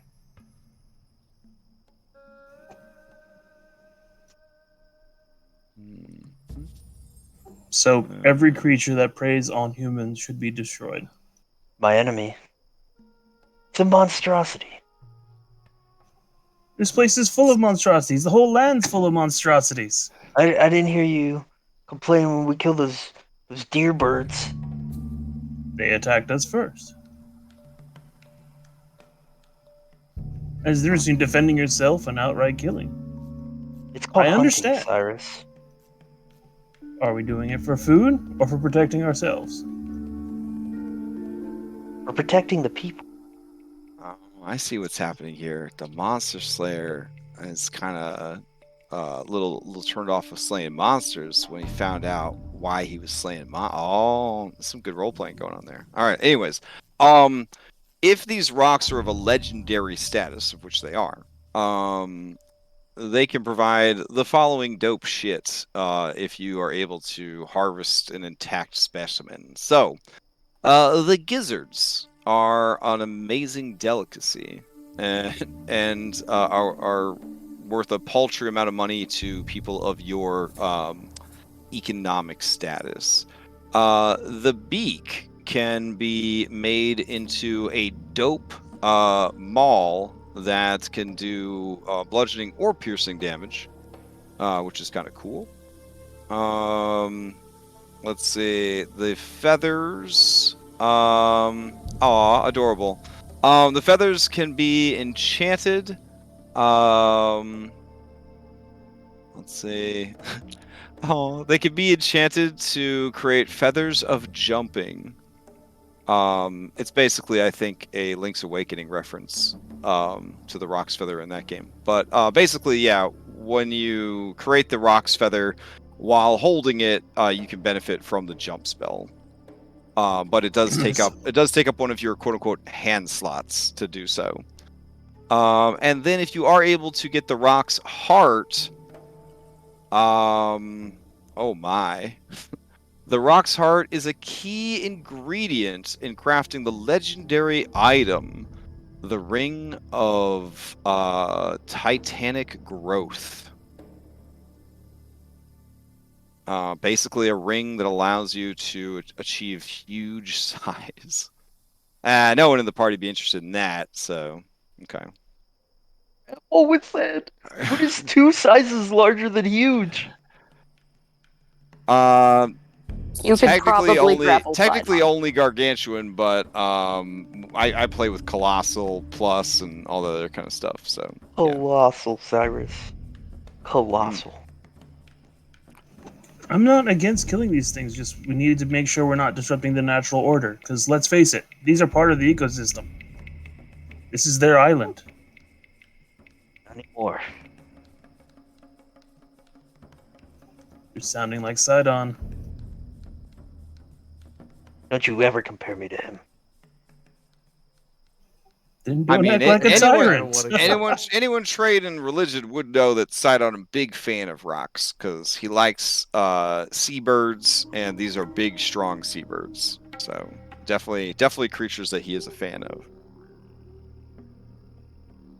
I just want to talk about the blatant wiping out of Yeah. the species. That seems like Yeah, a I Sidon don't thing want to kill the do. babies. If you want to take them to the Amazon, I mean, that it's- sounds really cool. I don't. There are other rocks in the world. We're not wiping out the species. Yeah, I mean, you established that there are other places in the world where there are rocks. These are just sort of the apex of the species. These are the king and queen, as it were, of the rock species. I mean, yeah. This is just hunting essentially. It's not. I'm ensuring the safety I don't of my see- people. I don't see this to be that much different than when we killed the Scorpion King or Yeah. the Chimera Queen.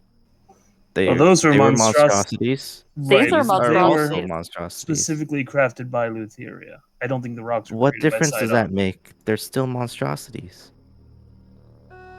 I mean, mechanically, the difference is he doesn't get any He gets dope. the benefit. He Yeah. doesn't get any dope powers from dragonborning their souls, but I do understand where he's coming from.